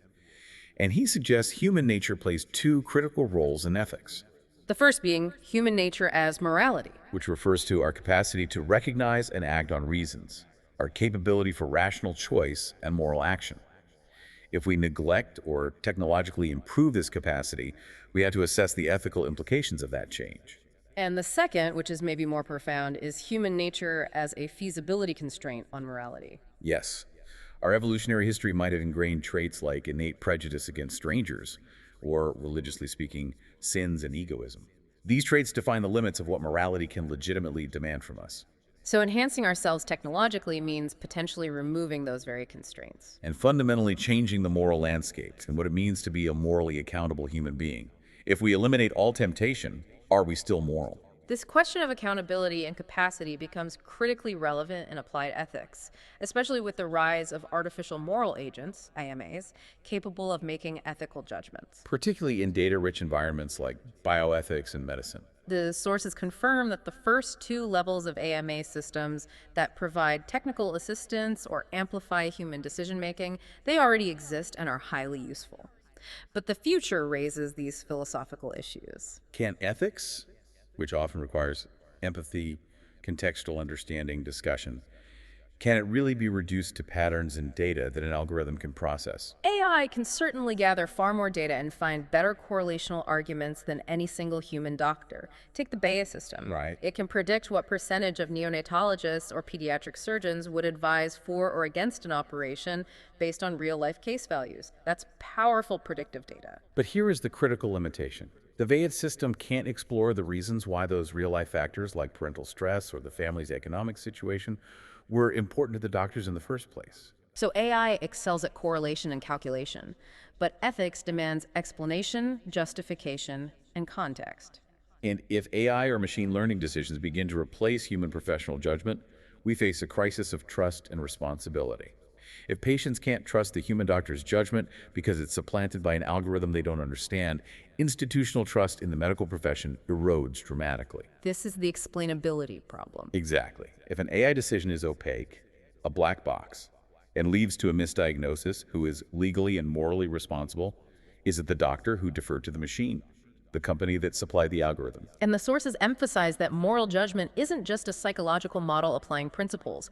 It's formed within professional practices by socialization, by unstated knowledge, tacit knowledge. And knowing when to use discretionary space to overrule the rules. These are the human dimensions that AI struggles to replicate or justify. Our journey has taken us from the subjective nature of the self to the deterministic constraints of the brain, and now the technological constraints of AI. If we rely so heavily on systems, data, and mechanistic models, are we losing sight of something fundamental about reality? We need to return to our oldest source, Plato. Plato's cave. Plato's allegory of the cave reflects profoundly on the captivity of thought bound by unexamined assumptions and prejudices. The prisoners see only shadows, images manipulated by unseen puppeteers.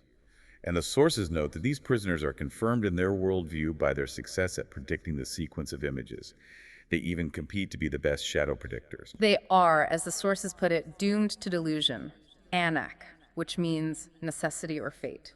Their ability to predict within their constrained world just confirms their ignorance of the true underlying reality. And this allegory is terrifyingly relevant to our modern scientific view. The scientific worldview, particularly when based on mechanistic physics emphasizing strict causality, is an abstraction. It's a powerful map, but it's not the territory. By forgetting the long methodological road traveled to create this abstract image, the intentional abstraction of values, spirit, consciousness, we risk mistaking the scientific image for the total reality. And this reductionism risks flattening profound human experiences like self-determination and freedom to a mere machine approach that leaves out the complex, value-oriented, and subjective aspects of life. The very things that science methodologically abstracted away to begin with to achieve objectivity. We risk a self-imposed prison of mechanism. A modern cave. And we can conclude our discussion of reality with a modern twist from Jeff Koons. His sculpture Plato offers a critical postmodern twist on Plato. Koons suggests that the highest regulatory principle of reality is not Plato's idea of the good, but the idea of banality. that idea of banality. The truth is that experiential reality, including our lives and our most profound moral choices, is permeated by the mundane and the ordinary. We are complex, determined, and ultimately often guided by the banal, yet we still fiercely defend the ideal of freedom. Wow, we truly made a deep run through the identity stack today. We wrestled with the criteria for identity, contrasting Parfit's psychological continuity, that overlapping chain of memory, against Hume's fleeting theater of perceptions, and the materialist view of the self as a mere illusion. And we grappled with free will, seeing the formidable constraints posed by deterministic neuroscience and the findings of experiments like Libet's, but realizing the absolute necessity of rational, reasons-based choice for maintaining moral accountability and a functioning society. And finally, we explored ethical frameworks, applying deontology and consequentialism to the harsh reality of the trolley problem, dissecting why we intuitively recoil when we must use a person merely as a means to an end. We saw how society, via nudges and the quest for certainty, shapes our perceived autonomy, and how technology, through AI, forces us to define what truly constitutes human moral judgment, that reliance on tacit knowledge and discretionary space that machines cannot yet replicate. At every level, the concept of the self and the extent of our control is constantly being negotiated. So consider this provocative thought. Looking forward at the capabilities of technological advancement, especially genetic enhancement and designer babies. If we gain the capability to fundamentally alter human nature, to eliminate the bad traits or optimize life based on current ideas of perfection, what happens to the idea of good that exists outside of our current chaotic and imperfect experience? And what intrinsic value do we lose when we forget that even the perceived flaws in the human condition, the egoism, the irrationality, the prejudice that Buchanan labeled as feasibility constraints, are what morality must ultimately work against? What parts of our chaotic, irrational, and imperfect selves are necessary for us to remain morally accountable human beings, rather than optimized, pre-programmed systems? That's something for you to mull over until our next deep dive.